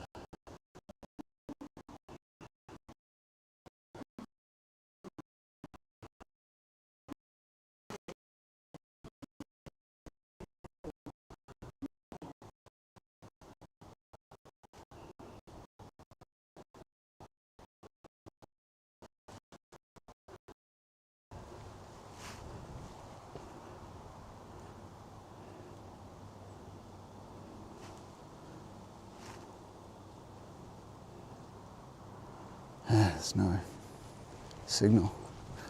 Well, you guys might have signal, but I don't have on my phone. To check after.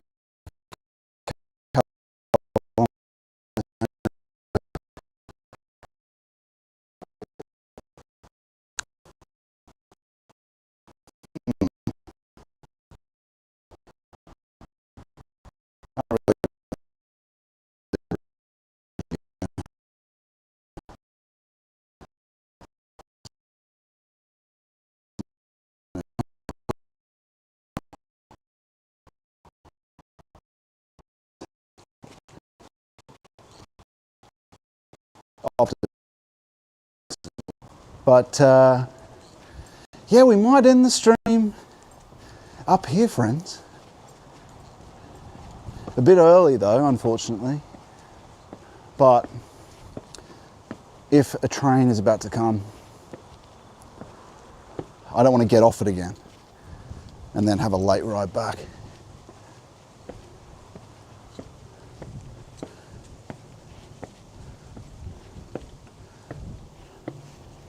Try to get a signal up here. All right, come on, friend. Give us something.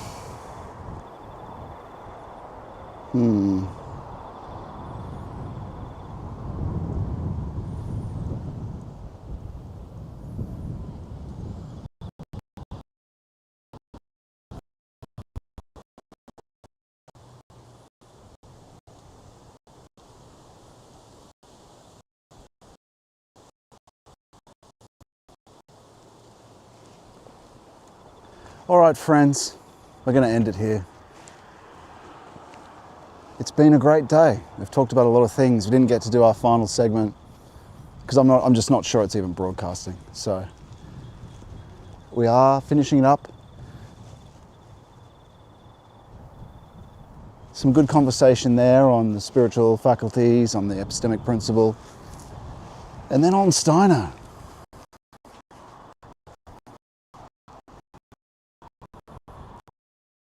This beautiful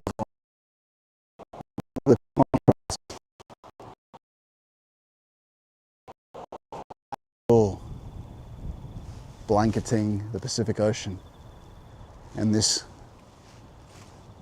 wild sea out there, but look, listen to it here. It's just cricket. There's a cricket in the background, if you can even hear that. A subtle wind, the slow movement of clouds over the top of the cliffs, the light that has that blue quality when the sun is overshadowed by something. The twilight. And in a sense, the twilight is what we have to gain, which helps with, which this preparation helps with, begin to enliven our being with hesychism, with silence and deep prayer. It has to go to the twilight and the dark.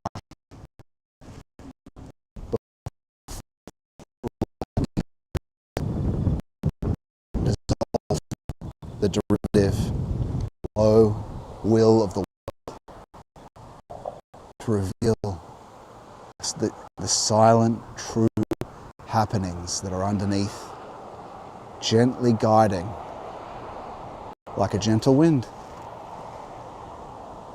guiding us home.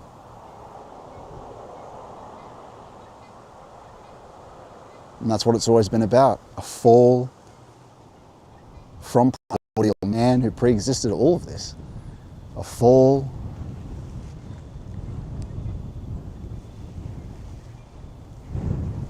all the way down to base animal.